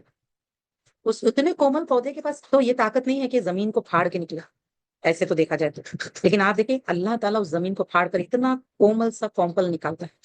اور پھٹنے والی زمین کی قسم, بے شک یہ قرآن یقیناً قول فیصل, مطلب قول فصل ہے, یہ جو حق اور باطل کے بیچ میں فیصلہ کر دیتا ہے. دنیا میں فیصلہ کن کیسے ہے کہ حق اور باطل کا فرق کر دیتا ہے, اور مومن اور کافر کا فرق کر دیتا ہے. اور آخرت میں کیسے ہے کہ اسی کے بیسس پر اللہ تعالیٰ فیصلہ کرے گا کہ کون جنتی ہے اور کون جہنمی. جس نے قرآن کو مانا ہوگا اور اس پر عمل کیا ہوگا, اس کے مطابق زندگی جیا ہوگا, وہ جنت جائے گا انشاءاللہ اللہ کے فضل سے. اور جس نے نہیں کیا ہوگا, جس نے نہیں مانا ہوگا قرآن کو, تو وہ جہنم رسید ہوگا. تو قرآن قول فصل. اب قرآن کے علاوہ کوئی اور چیز کو لوگے فیصلہ کرنے کے لیے, اپنی زندگیوں کے فیصلے کرنے کے لیے, یا اپنے آخرت کے لیے, کہ سوچو گے کہ نہیں قرآن میں تو جو ہے وہ تو سبحان اللہ, مطلب اگر کوئی ایسے سوچتا ہے کہ ٹھیک ہے نا قرآن میں تو بولا گیا ہے لیکن آج کے زمانے میں کیسے ہم اس پر عمل کریں، وہ تو 1400 سال پہلے نازل کی گئی تھی اور اب تو زمانہ بہت بدل گیا ہے، اب تو اس کے مطابق ہم نہیں چل سکتے. اگر کوئی ایسا سوچ رہا ہے تو وہ بہت بڑی غلط فہمی ہے، کیونکہ اس کے قیامت کا حساب قرآن کے بیسس پہ ہونے والا ہے کہ اس نے قرآن پر کتنا عمل کیا، اور یہ قرآن قیامت تک کے لیے ہے. اوکے، تو یہ قول فصل، نہ یہ زمانے کے ساتھ چینج ہونے والا ہے اور نہ ہی کوئی اور سلیبس ہے. سلیبس یہی ہے، اسی کے بیسس پر ہمارا امتحان ہے اور اسی کے بیسس پر ہمارا ریزلٹ ہے. اور یہ ہنسی مذاق نہیں ہے، قرآن جو ہے لائٹ لینے والی چیز نہیں ہے، ہنسی مذاق والی چیز نہیں. آپ ہم اس کو ہلکے میں نہیں لے سکتے، اوکے، اس کو بہت سیریسلی لینا ہے کیونکہ یہ قول فصل. بے شک وہ کافر کچھ چالیں چلتے ہیں اور میں بھی ایک چال چلتا ہوں، تو اے نبی صلی اللہ علیہ وسلم آپ ان کافروں کو ان کے چال پر چھوڑ دیجئے، انہیں تھوڑی سی مہلت دیں. آپ دیکھیں اللہ نے خود کہا آپ صلی اللہ علیہ وسلم سے کہ یہ جو کافر جو ظلم زیادتی کرتے ہیں اور اتنا جو مسلمانوں سے جنگ کرنے کے لیے آتے ہیں تو ان کو تھوڑا سا مہلت دے دو، اللہ ان کو کرے گا برابر. اوکے، اور آپ دیکھیں اللہ نے کیا کیا کہ یہ جو کافر تھے کفار مکہ، ان کو اللہ نے غزوہ بدر میں ان کے 70 جو سردار تھے وہ ہلاک ہوئے، بہت ذلت کی موت مارے گئے. تو اللہ نے مسلمانوں کے ہاتھوں سے ان کو ذلیل اور رسوا کیا اور ان کو عذاب نازل فرمایا، ہے نا. ایک تو پہلے کے جو قوم تھے اس زمانے میں کیا ہوتا تھا کہ اللہ جو نیچرل ڈیزاسٹر اس کے ذریعے سے لوگوں پر عذاب بھیجتا تھا، لیکن جو کفار مکہ تھے ان پر جو عذاب آیا وہ مسلمانوں کے ہاتھوں آیا.